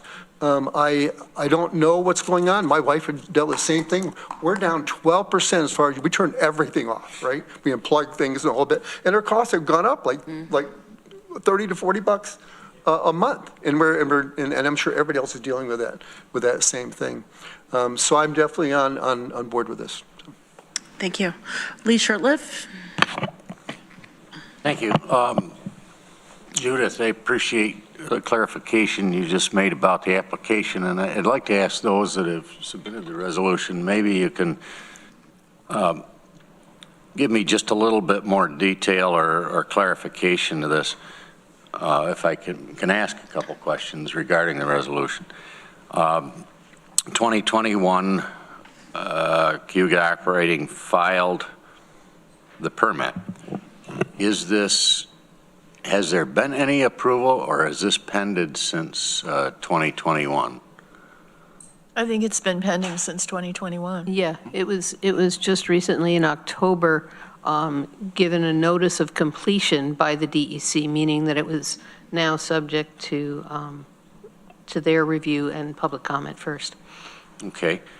And did the permit prior to 2021 expire, or is that still in place requiring a renewal?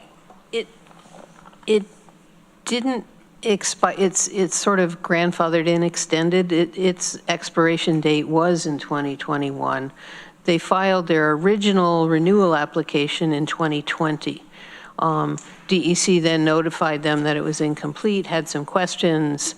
They answered the questions in 2021, and it wasn't until now, or October of 2025, that DEC issued a notice of completion. I have no idea what happened between 2021 and October of 25. No idea. Okay. And then the whereas at the top of the second page, Tara Wolf,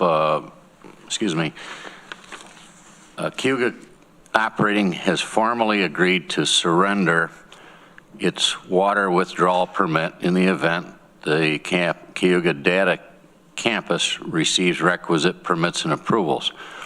And my question is, who would they surrender that to? Is that surrender their involvement, or does this imply a transfer or assumption to or by another party? Yeah, none of that is clear. It's not just that I don't know the answer. It's that none of that has been specified. I would say the intended implication of TeraWolf saying that to the town of Lansing is that they would give up the permit and not withdraw the water, but we have no way of knowing exactly what that would look like or even if it would happen. Right, or which subsidiary they might transfer it to. Yeah, there's that too. Or how they would go about surrendering it. So we don't know the answers to any of that. And that was the question I had under this paragraph. What does this mean? Yeah. You'd have to ask them. Okay. Well, I think Deborah touched on it when she spoke. This isn't a discussion about land use. This is about the water resources and the proper application for what the intended use of the property may be. I've wrestled with this for months. Mike referenced the solar project that is planned for our districts. And just as tonight, there's very strong opinions on both sides of that. There have been, and I've been hesitant to weigh in from the county standpoint because I believe that it is a home rule issue, that you've got your local review processes and boards in place that are properly assigned to land use. And at the same time, that project's being driven by state regulations. There's a limit to what the local government can or can't do. But despite that, it's not typically really a county prerogative to weigh in there. But under this resolution that's put forward tonight, and understanding the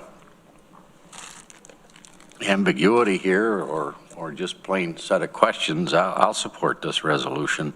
But that doesn't, please don't take that as a judgment on my behalf whether I favor or oppose the proposal for the reuse of Cayuga operating. Yeah, and you know, to sort of emphasize what Judith said earlier, this is about holding DEC accountable, right? This is about holding them accountable to protecting our lake. Okay, any other comments? Mike Sigler. Well, I just have to be quick because about what Judith said. I mean, I appreciate what you said. I mean, I definitely listened to it. I think it's pretty clear in the application. I mean, it's right there on page 1 that submits the enclosed application for a water withdrawal permit renewal for the Cayuga facility. Okay, so we know that it's renewal. And then if you go to page 6, not page 6, page 5,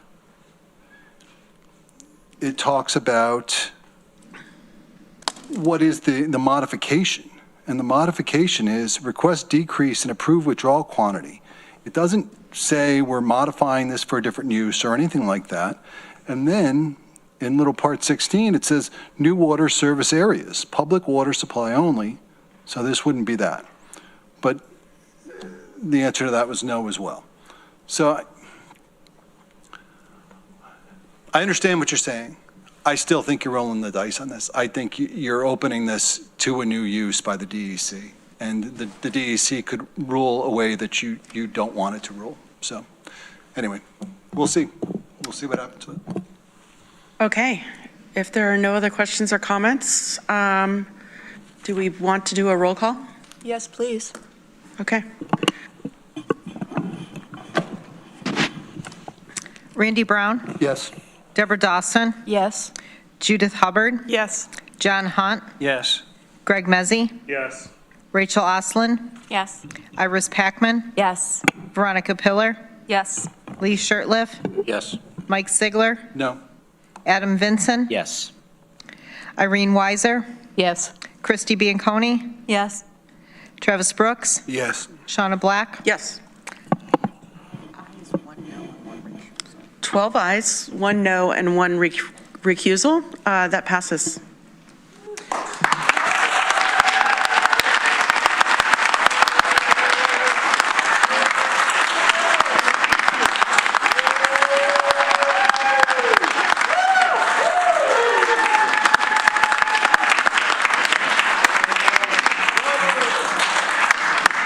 Why don't we take a 10-minute break, and we will meet back in chambers at 7:40.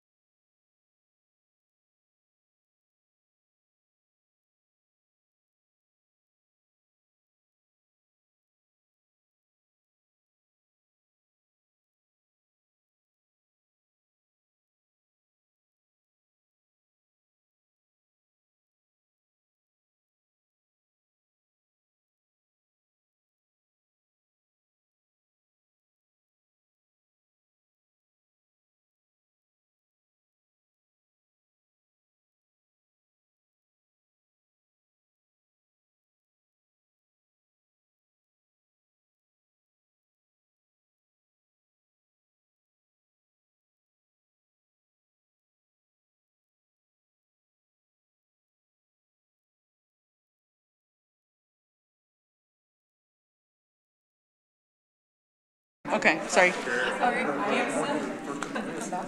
Okay.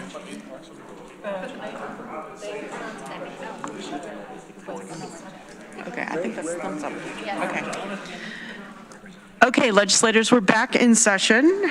And why don't we move to legislator privilege of the floor?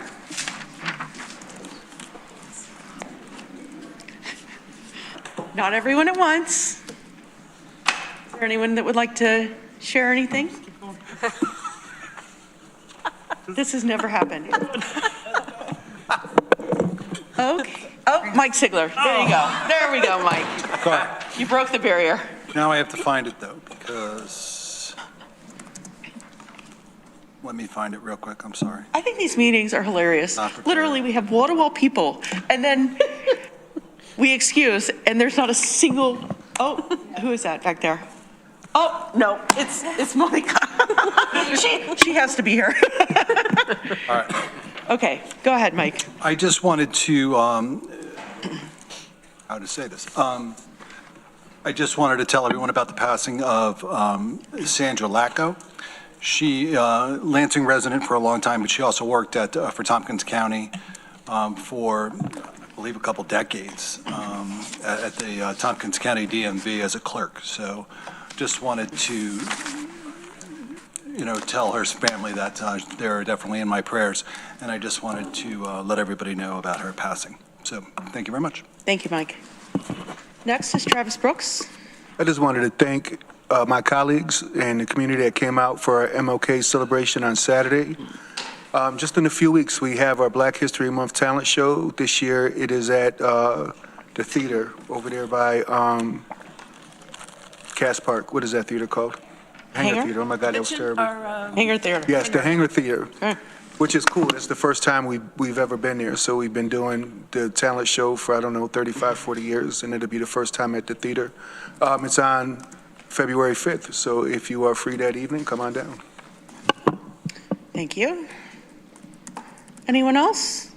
Irene Weiser? Sure. And then Veronica Pillar? Yeah, I'll just let people know that for Caroline residents, there's actually kind of a cool thing inside their tax bill, which is an option to sign up for Dryden Fiber, which is fiber optic broadband coming to the town of Caroline, thanks to the town of Dryden. Great. It's nice to have options. Veronica Pillar and then Greg Mezzi.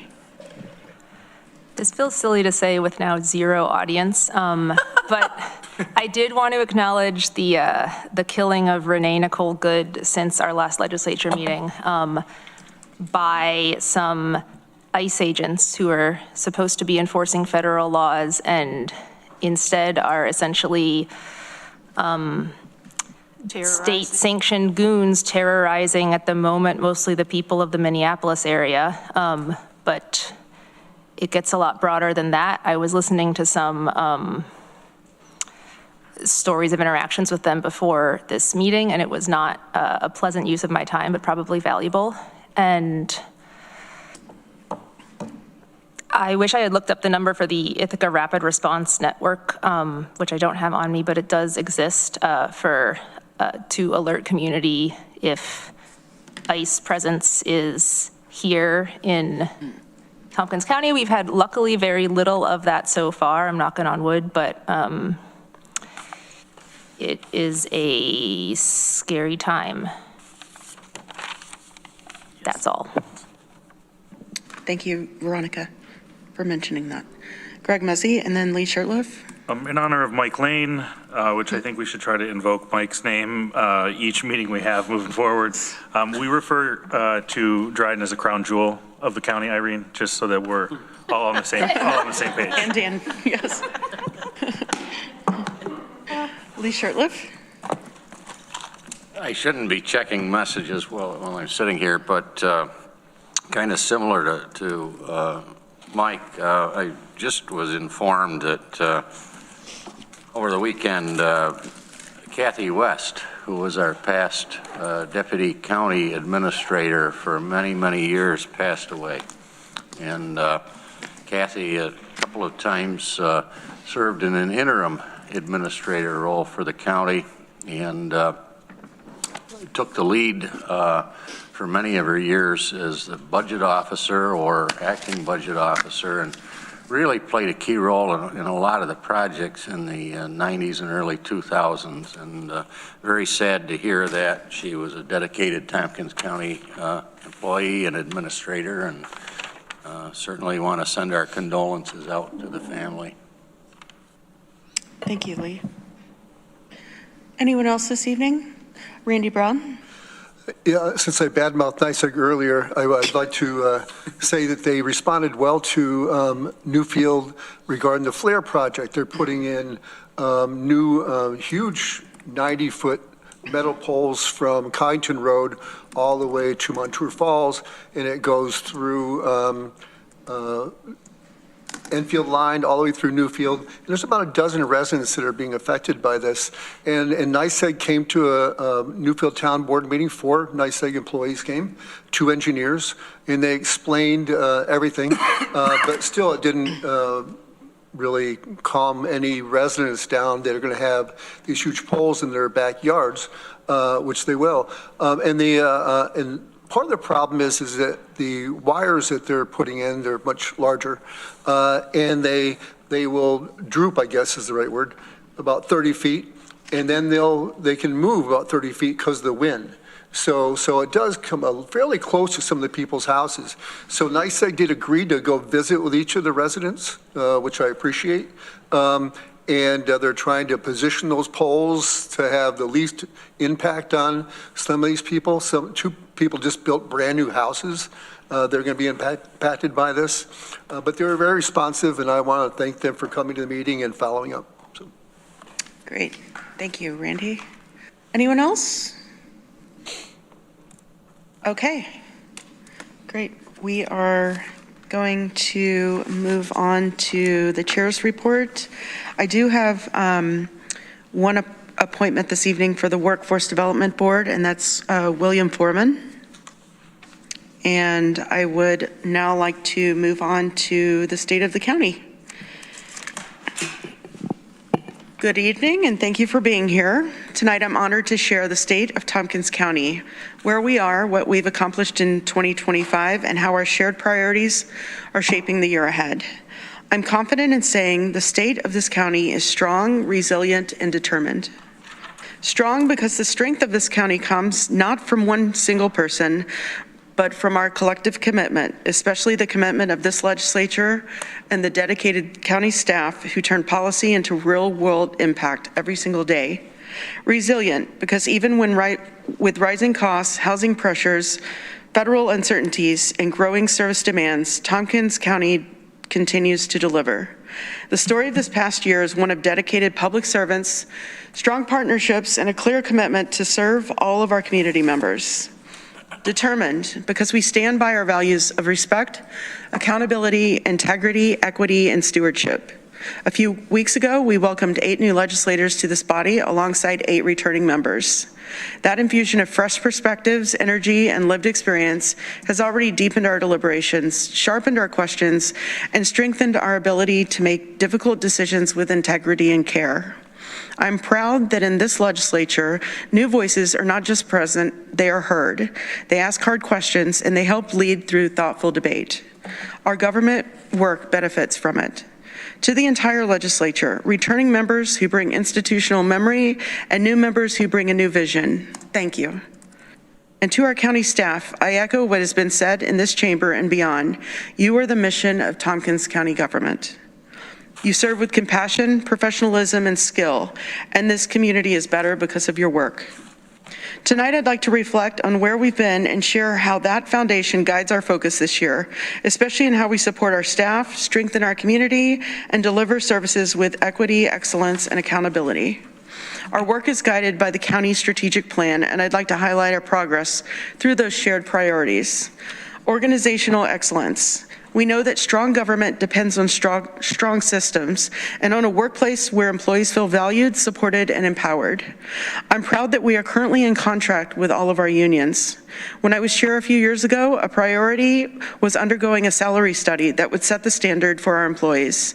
I'm happy to report that we have conducted that study and have made adjustments to many of our employees' salaries so that they are more competitive. We value our employees and are always looking for ways to provide a better working environment and stay competitive. In 2025, we held 145 committee and legislature meetings, adopted 4 local laws, and tackled more than 300 resolutions, all with transparency, courtesy, and civic engagement. Over 170 public meetings were live streamed, expanding public access and connection to local government. We've made real progress modernizing how we measure performance with the launch of countywide key performance and equity indicators that help us track meaningful outcomes. We expanded leadership training and staff support and strengthened IT systems to keep vital county services secure and reliable.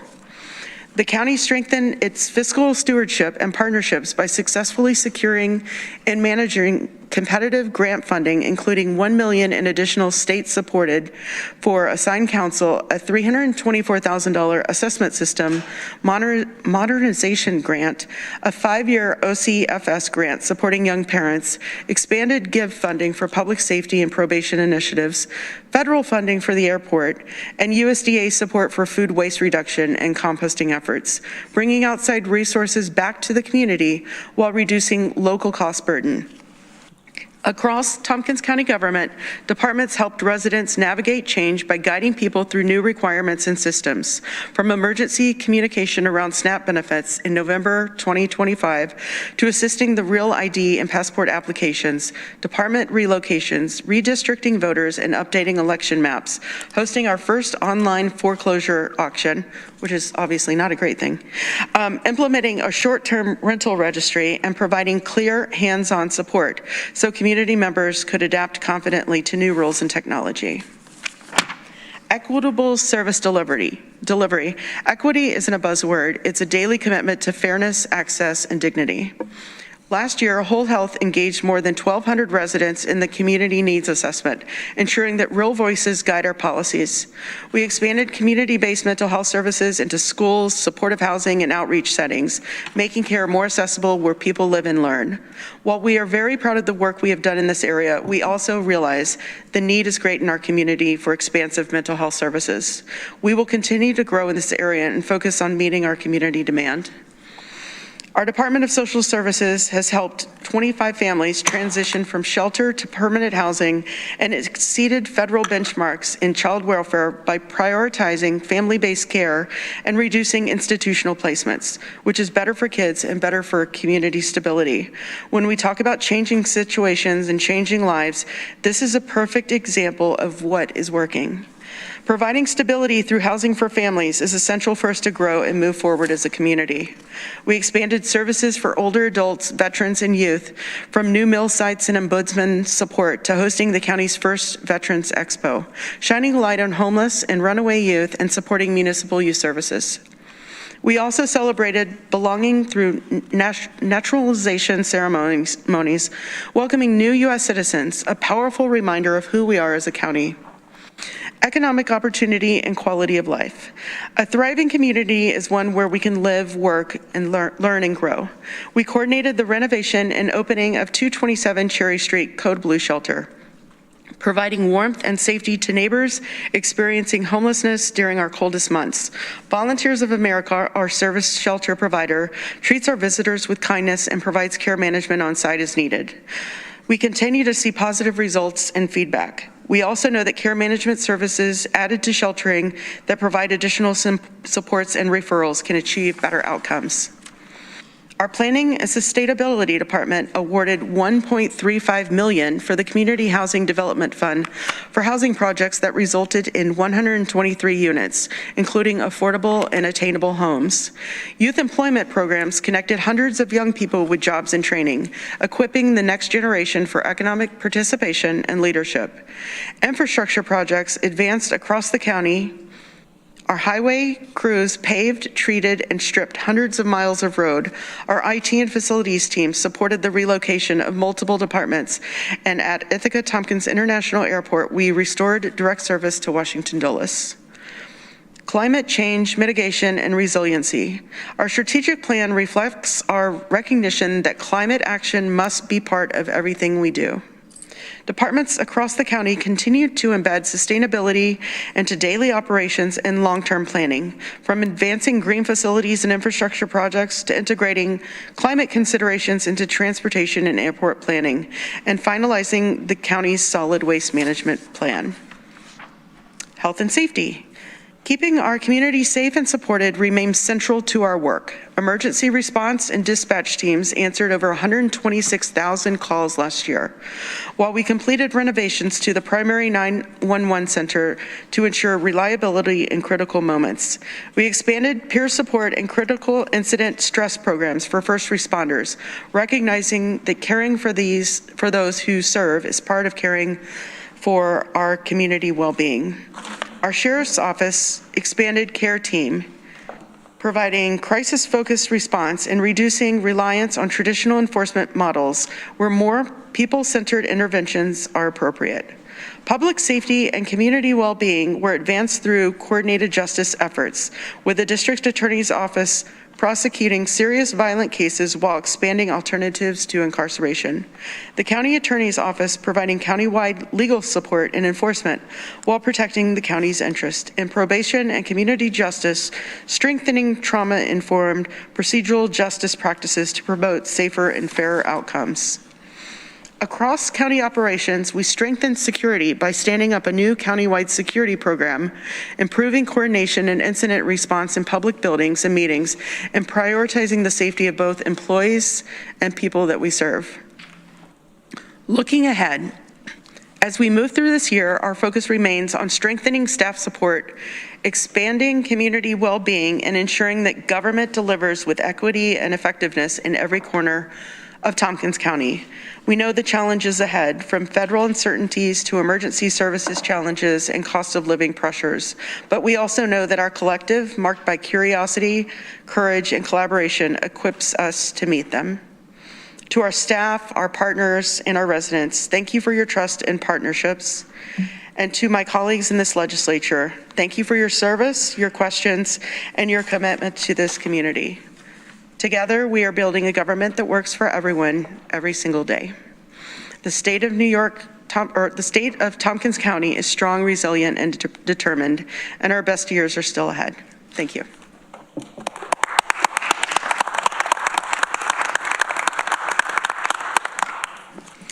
I would also like to take a moment to thank Assemblywoman Anna Kellis and State Senator Leah Webb for making stop to our chambers last Friday. Legislators were able to meet with our state representatives and received a very thorough update on what's going on at the state level. The collaboration between our state and federal representatives continues to be crucial during these pivotal times. And now I'm going to announce our 2026 committees and a few chairs appointments. Okay. Budget, Capital, and Personnel Committee. Chair Deborah Dawson, Vice Chair Veronica Pillar. Members Brown, Mezzi, Shurtleff, Bianconi. Oh my God. Got it. Okay, Bianconi. Sorry. Weiser. Facilities and Infrastructure. Chair Shurtleff, Vice Chair Wakeman, Brown, Hubbard, and Hunt. Government Operations. Chair Brown, Vice Chair Hubbard. Members Mezzi, Vincent, and Wakeman. Health and Human Services. Brooks, Chair. Bianconi, Vice Chair. Sigler, Pillar, and Oslin, members. Housing and Economic Development. Chair Mezzi. Vice Chair Packman, Sigler, Hunt, and Vinson, members. Planning and Energy and Environmental Quality, Chair Weiser, Vice Chair Vinson, Bianconi, Hubbard, Hunt, Oslin, and Packman. Public Safety, Brooks, Chair, Oslin, Vice Chair, Pillar, Shurtleff, and Weiser. Charter Review Committee, Special Committee, and this is going to begin in June of 2026. Greg Mezzi is going to chair that. Deborah Dawson, Vice Chair. Rachel Oslin, member. Mike Sigler, member. And Dan Wakeman, member. Workforce Diversity and Inclusion Committee, Advisory Committee, and Veronica Pillar will chair that. And there are a few things that we've done a little bit different this year. There was a really high demand for a few committees, and we wanted everyone to be able to participate. So we did increase the number of members in Budget, Capital, and Personnel to 7 members. And we also increased the Planning, Energy, and Environmental Quality to 7 members as well. And I have a few chairs appointments for 2026. The Tompkins Center for History and Culture, Rachel Oslin will be our representative. IAED Board of Directors, Legislator Greg Mezzi. TCOG, Chair and Vice Chair, myself and Deborah will be on that. IAED Executive Committee, that will be Greg Mezzi and Deborah Dawson. IAED Board, I had that twice. Board of Directors, Greg Mezzi and Deborah Dawson. Chamber of Commerce, Mike Sigler, and then the alternate will be Greg Mezzi. CCE, we're actually going to have two representatives this year. I think it's very important. Randy Brown and Judith Hubbard. Ethics Advisory Board, Iris Packman. She will be the chair of that. ITC-TC Policy Committee, Legislator John Hunt, and the alternate will be Lee Shurtleff. Municipal Electric and Gas, that will be our staff member, Terry Carroll. Cayuga Lake Watershed Intermunicipal Organization, Legislator Adam Vinson, and alternate Iris Packman. TC3 Liaison, Legislator Dan Wakeman, that's in his district as well. Chair, Workforce Diversity and Inclusion, Chair Veronica Pillar.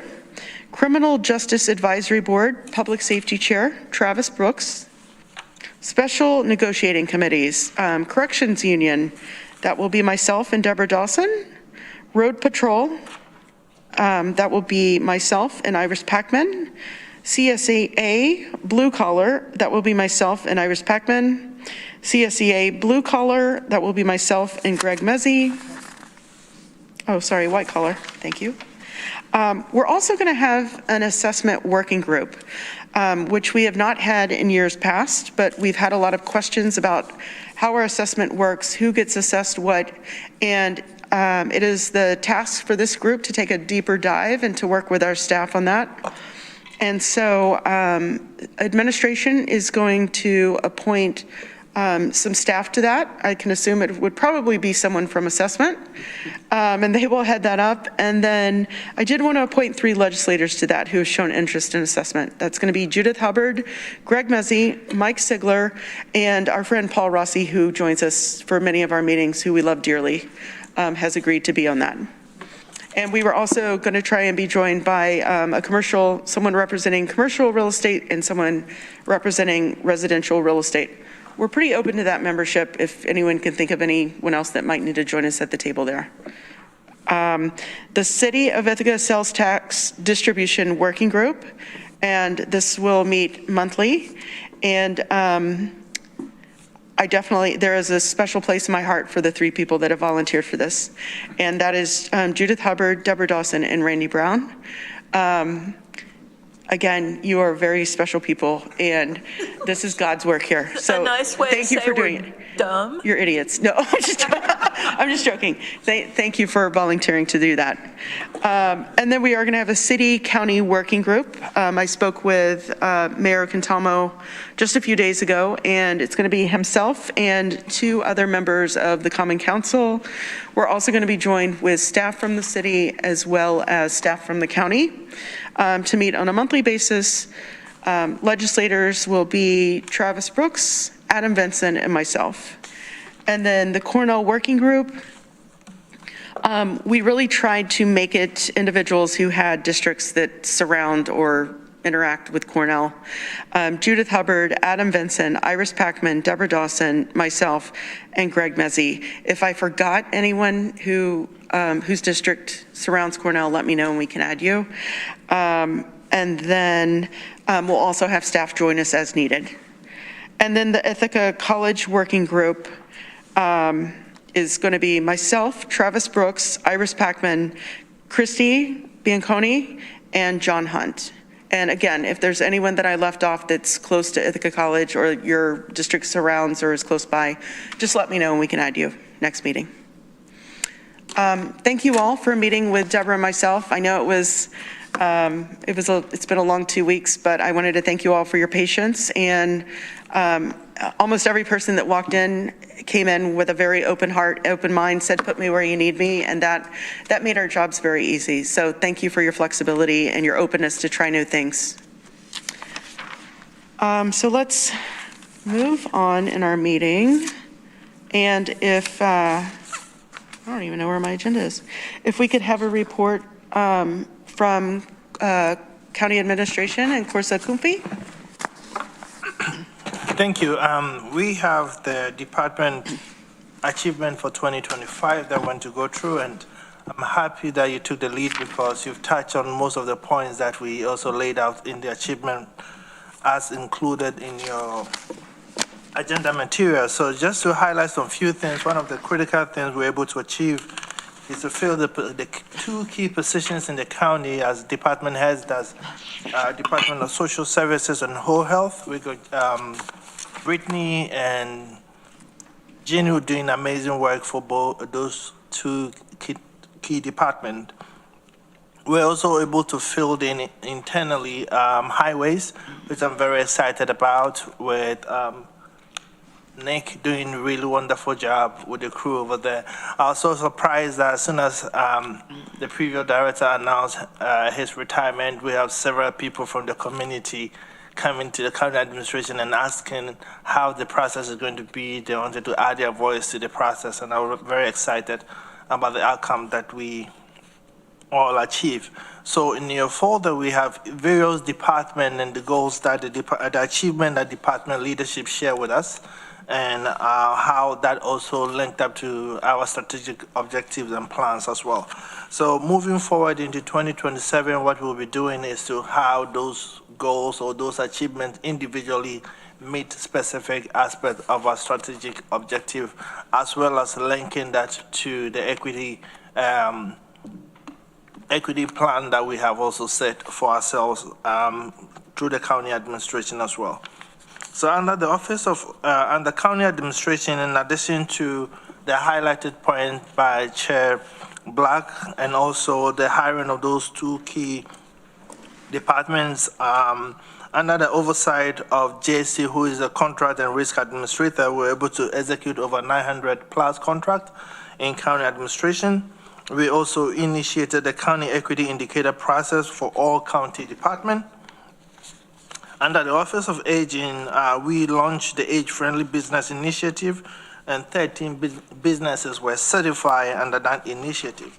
Kofa newspaper also reached more than 3,000 people. Caregivers newsletter also reached over 2,600 individuals in the county as well. Under the airport, we initiated a new Ithaca Airport Sustainable Airport Master Plan and comprehensive energy assessment as well. And the aspect of that process is also ongoing, which was approved. And we also completed the strategic business plan that was approved by the legislatures in 2025. As many of you know, we also launched the third flight to DC. And it's been performing wonders, and we are hopeful that we will be able to sustain it after the initial period that was agreed for. There's several conversations ongoing right now to be able to make that flight permanent, the third flight to DC permanent, and also working with other airlines to see how we can improve and increase the services to Ithaca Airport. Last year, I took a trip with the airport team to two different conferences, and there's some degree of commitment from several airlines to work with us in 2026 and 2027. So I'm really excited about what lies ahead of us.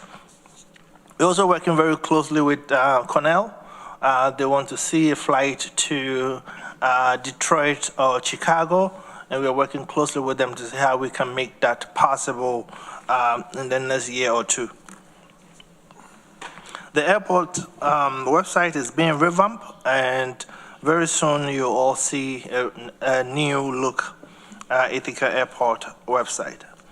And assessment, we are successful in getting a grant from the state's LGE to support converting our systems now to Tyler technology. We received a grant of $324,000.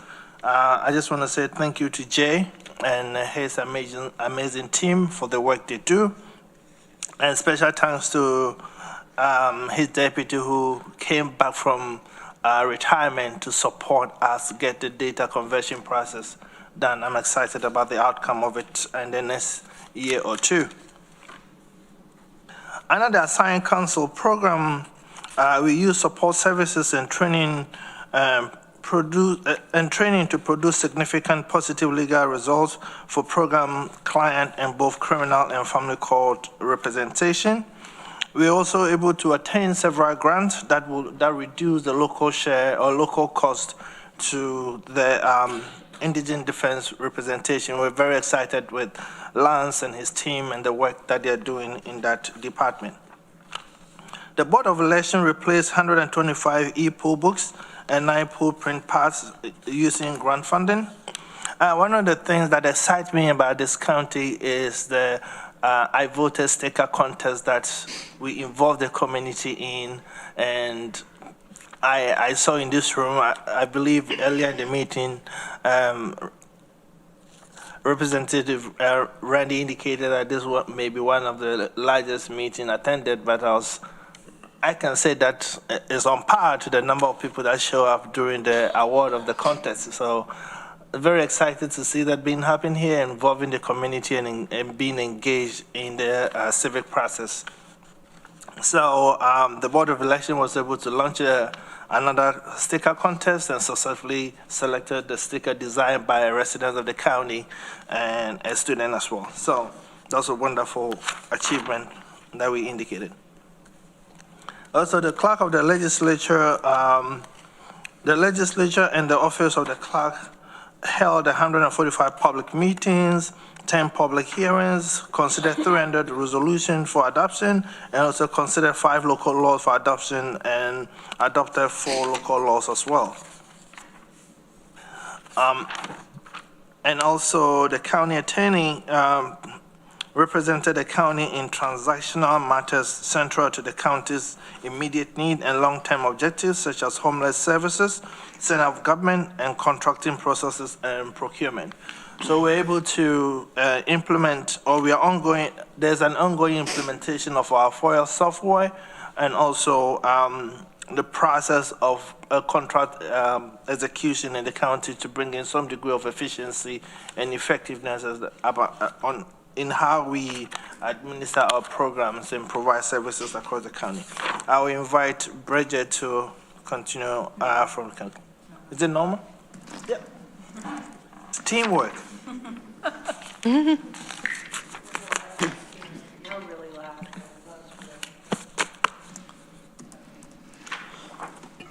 So I'll go. It's just really to keep you from having to hear the same voice over and over again. So yes, the next one we're at county clerk. So county clerk continued to advancing forward a fully paperless office through expanded e-filing and electronic recording, strengthened the civil and residential services by hosting 3 naturalization ceremonies, welcoming 77 new citizens, processing 900 plus passport applications, assisting with Real ID and enhanced driver's licenses, and maintaining 95 to 100% customer satisfaction at the DMV. DMV is like the best in the state. So for emergency response, they completed the final year of the pilot rapid medical response program. They handled 1,118 calls, handled over 36,000 emergency calls and nearly 90,000 non-emergency calls, increased siren participation by nearly 3,000 individuals. They completed the first full year of the peer support program, responding to 84 requests, and critical incident stress management with 8 activations. They implemented a comprehensive county security program, as Shauna mentioned, supporting mental health facilities and the legislature committee meetings. They expanded public safety outreach by, I've already said that, sorry. And they responded to the growing information demands by processing 989 discovery recording requests and 14 FOIL requests. Busy office. For the district attorney, the district attorney's office successfully prosecuted multiple jury trials, including cases involving controlled substances, rape, and DWI, while strengthening public safety through collaboration with local and state law enforcement to implement the GIVE program, contributing to a notable reduction in gun violence. The office improved court efficiency by supporting after-hours arraignments, actively participated in reimagining public safety working groups, and continued to prioritize alternatives to incarceration through programs such as LEAD, treatment court, and mental health court. Facilities hired a new deputy facilities director, yay. Quickly completed improvements to the Code Blue shelter on Cherry Street. Completed a SHPO application, space program, and schematic design for the Center of Government project, and finalized the design to commence abatement and deconstruction of that same location on the site of the 300 block. For finance, I'm trying to go through these quickly. I know it's getting late. For finance, the Treasury and finance functions strengthened fiscal stewardship and operational efficiency across the county. The Treasury Division expanded foreclosure outreach, launched the first online public auction, implemented an online short-term rental registration system, and improved interest earnings.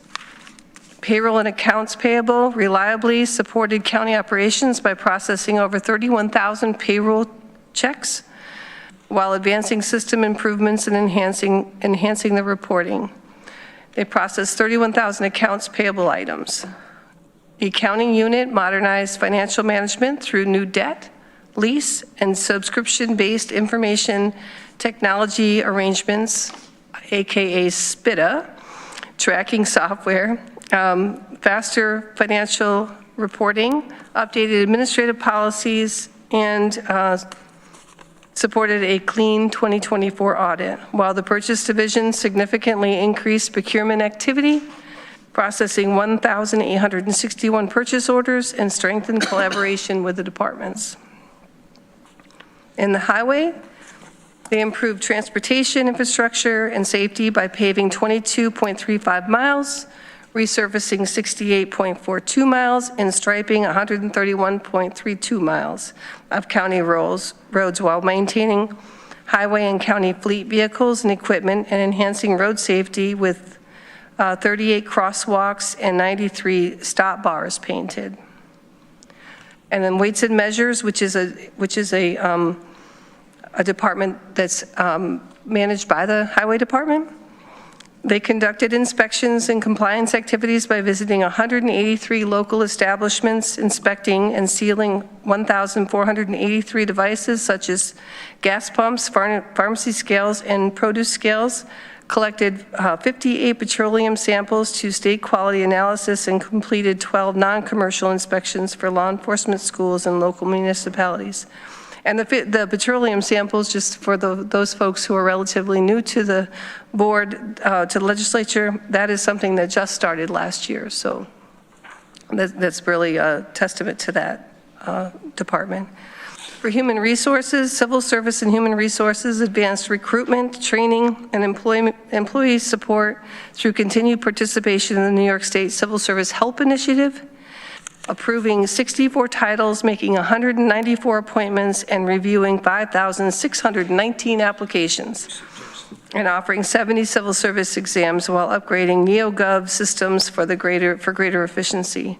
The department strengthened workforce development by adding key staff launching the county's first leadership development series, providing training to 87 employees and managers, and expanding outreach through job fairs, school engagements, and onboarding 119 new employees. Employee engagement and retention were reinforced through recognition events, milestone awards, and expanded benefits, including new health and dental options, retiree savings through Medicare Advantage, and automated 24/7 employment verification, further modernizing the system. And information technology services provided critical support to the Center of Government project by migrating multiple department workspaces. It was quite the feat, establishing new network connectivity and advancing the relocation of the downtown data center. Core IT operations remain strong with 2,500 plus help desk tickets resolved, major server upgrades and software migrations completed, and expanded use of the Laserfiche to improve countywide processes. The department strengthened cybersecurity through new tools, configurations, New York State shared services initiatives, and ongoing staff engagement, while GIS supported essential 911 election and FEMA mapping needs. ITS also enhanced governance by updating IT policies and proactively monitored emergency artificial intelligence technologies to inform operations. Now it's Bridget's turn to. Thank you, Norma. So moving into our Department of Planning and Sustainability, that department updated the biannual housing snapshot, including the department's first equity indicator to provide information on factors influencing housing and cost burden on residents. The department also hosted a 3-day statewide conference of nearly 30 municipal sustainability staff from around the state to foster connection, shared purpose, and ways to be more effective. They also launched the significant refresh of the ithacatrails.org website by rebranding, rebuilding, and optimizing the site for mobile users, among other accomplishments. The Department of Probation and Community Justice, their entire staff received training on the community resiliency model, embedding principles of procedural justice into the practices of the department by removing factors that identify individuals by name or demographic information. The department continues to engage in collaborations with Ultimate Reentry Opportunity, College Initiative Upstate, TST BOCES, Cornell Cooperative Extension, and other local service providers to enhance accessibility to community resources for their clients.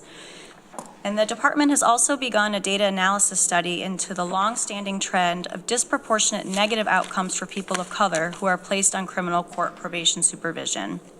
Funding from the New York State Department of Criminal Justice Services will be available for this study and will be conducted by partners from SUNY Albany. Within the Department of Recycling and Materials Management, as was noted in the State of the County comments, they've finalized the department's local solid waste management plan. They've initiated a Back to Basics social media campaign to introduce residents to the 4 R's: reduce, reuse, recycle, and rethink.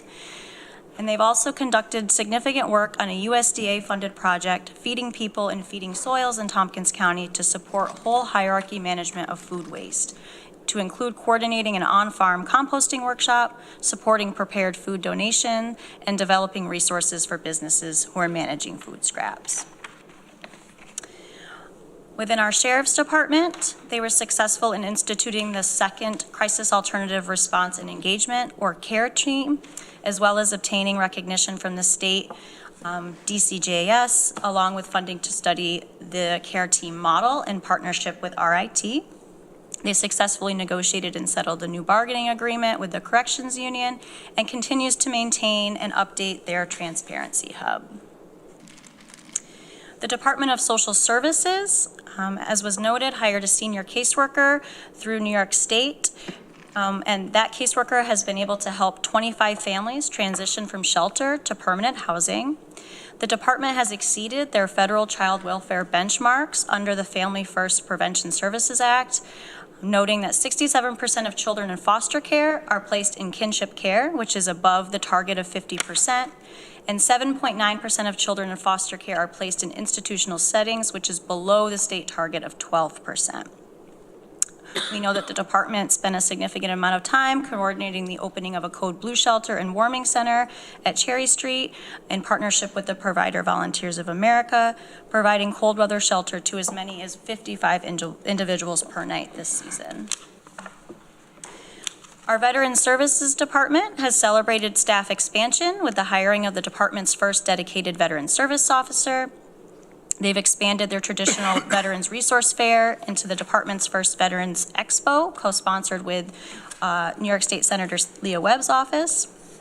And they continue to engage in activities through Veterans Week, as well as other various opportunities funded by the Joseph P. Dwyer Veterans Peer Support Project. In our Department of Whole Health, within the Division of Community Health, they've increased support for pregnant people and families by co-hosting the first ever community baby shower and launching free childbirth education classes. Within the mental health clinic, the department has focused on meeting people where they are, increasing services. Mental health nurses have also partnered with public health nurses to host a vaccine clinic at an area supportive housing site. Within their Division of Health Promotion, they completed the 2025 Whole Health Community Needs Assessment in partnership with Cornell students and local agencies. This process engaged over 1,200 residents and included surveys, focus groups, and stakeholder interviews. Further from the department, within the Division of Children with Special Care Needs, they continued to address the provider shortage in early intervention by hiring a special instruction teacher. And then within the Division of Environmental Health, they've issued 30 boil water orders, rapidly addressing a report of E. coli in a private water system, collaborating with Finger Lakes grassroots to ensure a safe and successful mass gathering, with no enforcement action required, as well as conducting lead and copper oversight and education. And then within their PROS program, they hosted an art show with art from PROS participants, which was well attended, not only by participants, but also by community members. Within the Department of Workforce Development, they continue to partner with Ithaca Area Economic Development to co-develop the Tompkins Build program, playing a key role in their Workforce Opportunity for Rural Communities work grant and celebrating 2 cohort graduations from that program. They also, as was noted, employed 137 youth through their summer youth employment program across 49 work sites. And they've also, this year, were successful in chairing the 9th Biennial Healthcare Careers Expo with 400 plus registered students from 16 schools, connecting with 35 healthcare exhibitors and career pathway experts. And then within the Department of Youth Services, they continue to strengthen the homeless and runaway youth service continuum, holding community listening sessions with stakeholders to gather data to inform emergency and crisis housing for youth. They continue to develop recommendations for incorporating a youth shelter and young adult section into the county's broader shelter plan. And they continue to explore cross-departmental collaborations to address this issue with other county departments. Beyond that work, they've also continued to improve access to their website, as well as supporting youth programming across the county through the municipal youth services system. And that brings us home. Great. Thank you, County Administration, for that little glimpse of everything that has happened over the past year. Are there any questions for Bridget, Norma, or Corsa on the presentation? Veronica Pillar and then Greg Mezzi. Not a question, but just thank you to all the many, many staff who actually did those things. You make this county run, and it's very impressive seeing a lot of highlights in one place.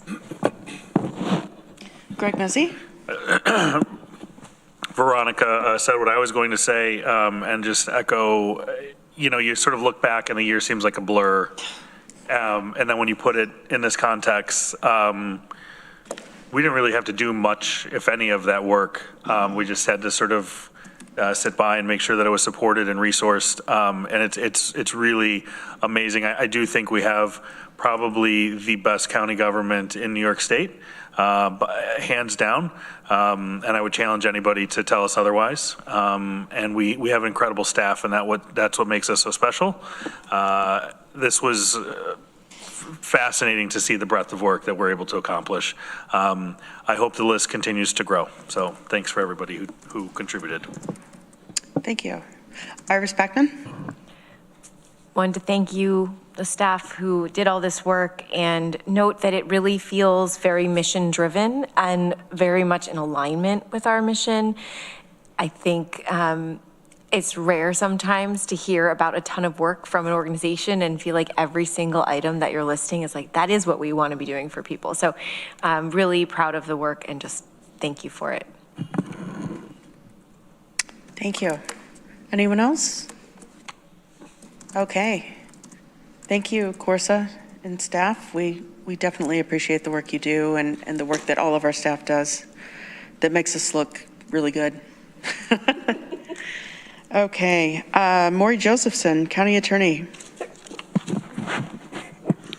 Well, good evening. That really is an impressive list, and so I've been making a list of items that have come my office's way just since the beginning of the year to give you a sense of what we're working on, and they start with procurement policies relating to procurement that's governed by the Federal Transit Administration, namely smoothing things out on procurement with TCAT, service animals, a DSS issue, various open items with Cornell Real Estate, open meetings law issues, including ones raised recently by legislators, and the ongoing saga with TCOG. Issues relating to installment agreements and closing some loopholes in installment agreements for payoff of property taxes that have enabled certain persons and companies to take advantage of the county. Day-to-day interactions with HR on employment matters, things like accommodation requests and the like that have significant legal implications, public safety issues and related grant funding, the foilability of certain 911 records, planning for collective bargaining negotiations, addressing health care costs through potential legal means, and the development of a comprehensive proposal with administration for the Office of Human Rights and the Human Rights Commission. In addition, in our litigation area, since the beginning of the year, we filed 2 motions to dismiss new litigation against the county and have responded in full to 1 State Division of Human Rights complaint alleging that the county denied an individual a public accommodation at one of the county's facilities. So I look forward to continuing those and to continuing working on the numerous interesting issues that are presented to us by individual legislators and our departments. Any questions? Happy to answer. Randy Brown. Yeah, I was at a meeting and flock came up from the sheriff's recent decision to not share that data with any other public safety entity or anybody else. I told them that I think we have the right to say that, but I would like to get your thoughts to that we don't have to share it if we don't want to, right? That is correct, and that is, we have adopted that position also in terms of, well, without going too deep into the weeds, we have adopted that position as well with respect to requests for public disclosure of flock information. Thank you. Any other questions or comments for Maury? Okay, thank you, Maury. Next, we have Daryl Tuttle from Finance Department. Good evening. In addition to the normal operations of my department, my staff's getting ready to distribute approximately 2,000 1099s when it comes to vendors we've used and W-2s for the employees that work here at the county, all to stay in compliance with the IRS. This also includes submitting the information itself to the IRS. Also, we're getting ready to put the finishing touches on a mandated annual report that I have to do for the New York State Comptroller for the estates that the Director of Finance or their deputies are appointed as public administrator throughout the year. And lastly, getting very close to wrapping up the county's official statement for the 2026 debt issuance, and that should come out shortly. If you have it, I also have any, I can take any questions as well. Any questions for Daryl? Okay, thank you, Daryl. Appreciate it. Are there any resolutions to be added to or withdrawn from our agenda? Okay, we're going to move on to the consent agenda. Resolutions and appointments to be voted on as a group unless any member of the legislature requests that a resolution or appointment be instead included separately and individually as part of the business of standing or special committees. So just to walk everyone through, this is essentially a clump of resolutions that we're going to pass through all at once. If for some reason you don't feel comfortable or don't want to vote for any one of these resolutions, you could do what's called pulling it off. We'll pull it off, and then the chair of the committee will bring it forward separately. Let me know if there are any questions as we move through this, because I don't think we've done consent agendas yet, okay? Advisory board appointments, ID 13790. We have a few HED appointments. Strategic Tourism Planning Board, Michelle Courtnar, at-large member, term expires December 31st, 2028. Megan Omohundro, Arts and Culture Representative, term expires December 31st, 2028. Housing and Economic Development Committee, Resolution A, Budget Adjustment I'd like to Planning. move A, please. Okay. Just like Randy Brown did. Thank you for being the example, Randy. Resolution B, Budget Adjustment, Planning and Sustainability, Community Development Block Grant, CDBG Award, Healthy Homes, ID 13796. No wonder I haven't been able to see the whole night. I forget I have glasses.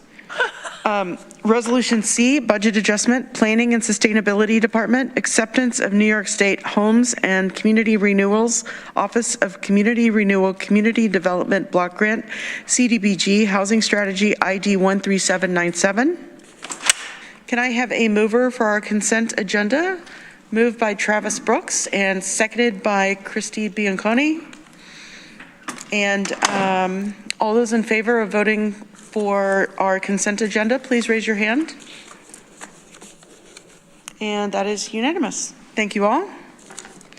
Next, we're going to move to the standing and special committees reports. And we'll move to the Community Recovery Fund Advisory Committee. Deborah Dawson, Vice Chair.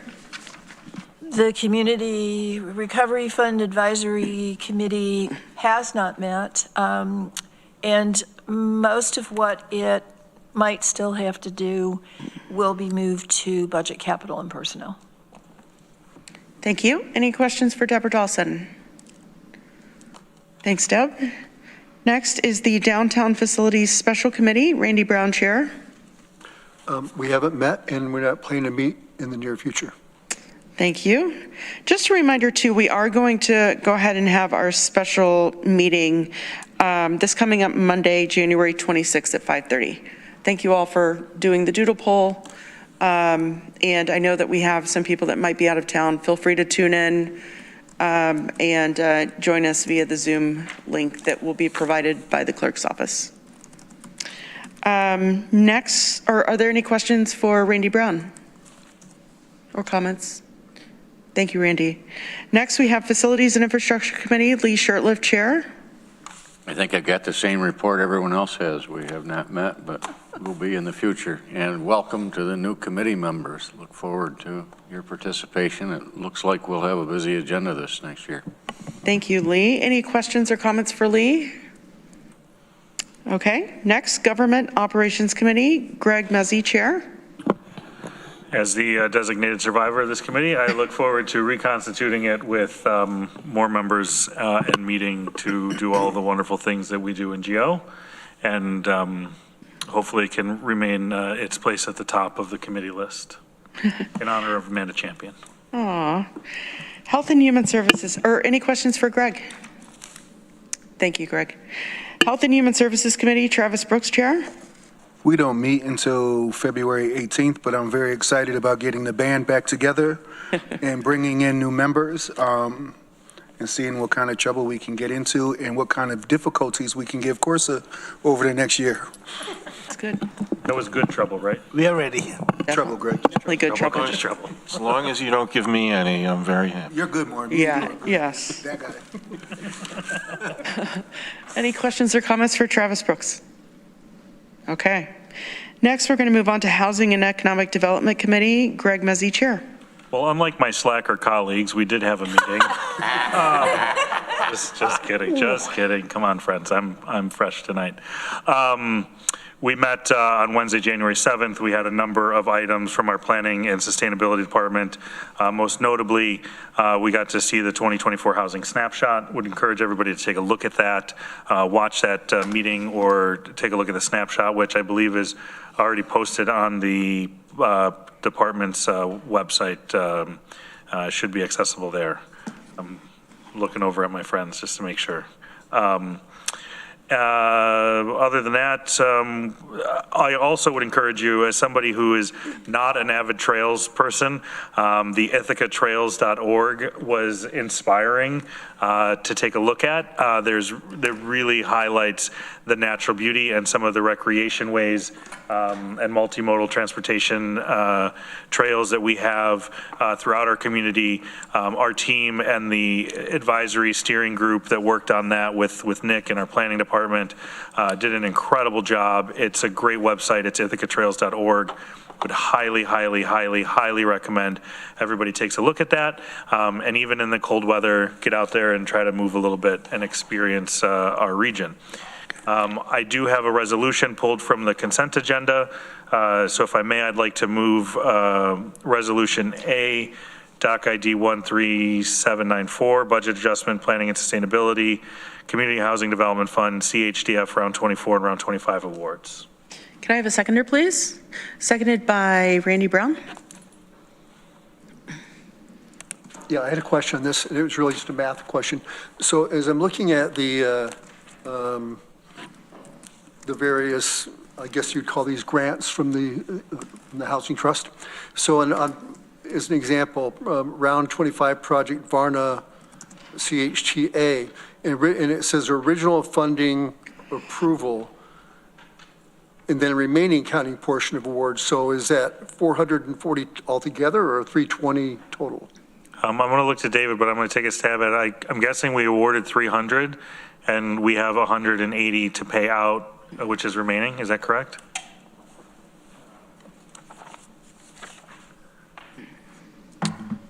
So this is a project that's funded by multiple partners.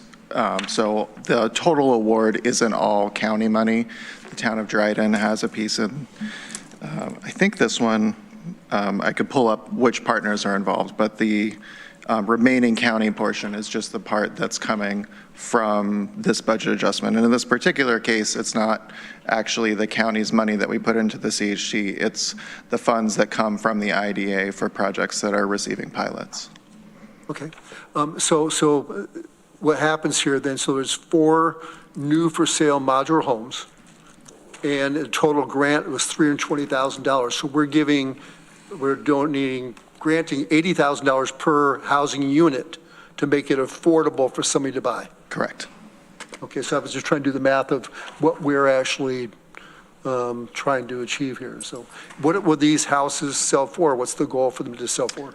They'll sell based on the income of the people who buy them. So they'll be affordable. They'll be spending no more than 30% of their income on the mortgage, taxes, and insurance. Okay. Thank you. Also, sorry, David, I wouldn't have wanted you to stay this whole meeting. I should have moved you up. So sorry about that. Happy to be here. Okay. Good liar. Just vote for it. Thanks, David. Any other questions or comments on Resolution A? Okay. All those in favor, please raise your hand. And that is unanimous. Thank you. Nothing else to report. Okay. Anything else for Greg? Any questions or comments? Thank you. Planning, Energy, and Environmental Quality Committee, Veronica Pillar, Vice Chair. Back to the rhythm of not having met. Peak has not met since our last meeting, and the next meeting will be at some time determined by the new Peak members. Thank you, Veronica. Any questions for Veronica? Comments? Okay, I have the next two, and I will say the same as Veronica. We have not met. And again, as far as the intergovernmental relations, it was great to see our state reps join us last Friday, and I'm working on getting some of our federal reps to come in and meet with the legislators. So just want to give you all the heads up. Whenever I receive notification, I will let you all know. And hopefully we could talk about what's coming forward with some of our benefits and entitlements that we receive here on the local level. Workforce Diversity and Inclusion Committee, Veronica Pillar, Chair. We have not met since the last legislature meeting, and we are also not meeting in January after all, because that did not work out with the quorum combined with appointment process, but we will meet in February at an unknown time because our wonderful new members, who I'm so happy to have, don't like the original time, but we'll figure it out offline. Thank you, Veronica. Just to point out one thing too that WDIC worked on last year that I definitely helps. I hope someone takes the reins and continues to move forward is they worked on parental leave, and I hope someone that is on that committee continues to work on that and bring that forward, hopefully to the budget committee. Because there was definitely motivation, and it seemed like something that our employees would really be interested in. Budget, Capital, and Personnel Committee, Deborah Dawson, Vice Chair. Yes, we're slackers. We have not met this month. We will meet next month. We have 5 members carrying over from last year and 2 new ones, which I'm looking forward to.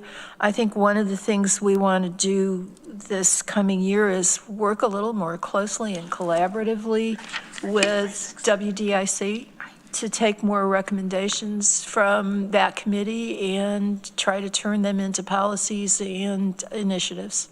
Thank you. Thank you, Deborah. Any questions for Deborah Dawson?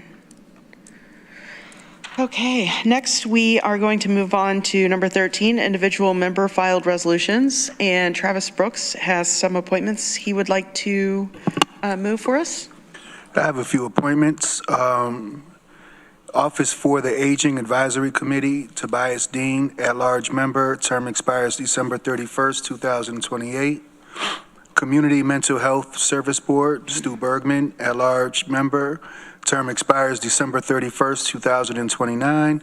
And Community Mental Health Service Board, Substance Use Subcommittee, Stu Bergman, Community Mental Health Services Board Representative, term expires December 31st, 2029. Can I have a seconder, please? Seconded by Christy Bianco. Oh my God. Help me. Just imagine a bee sitting on an ice cream cone. Okay. Bianco. Thank you. You were doing so well. I was doing so well, then it just went to, okay. Are there any comments? And we can also go to executive session if we need to talk about these appointments. Okay. All those in favor, please raise your hand. Okay, that's unanimous. Thank you. And we have 2 sets of minutes, January 6th and January 13th. Can I have a mover, please? Moved by Travis Brooks, seconded by Dan Wakeman. And are there any corrections, comments, questions about the minutes? I see none.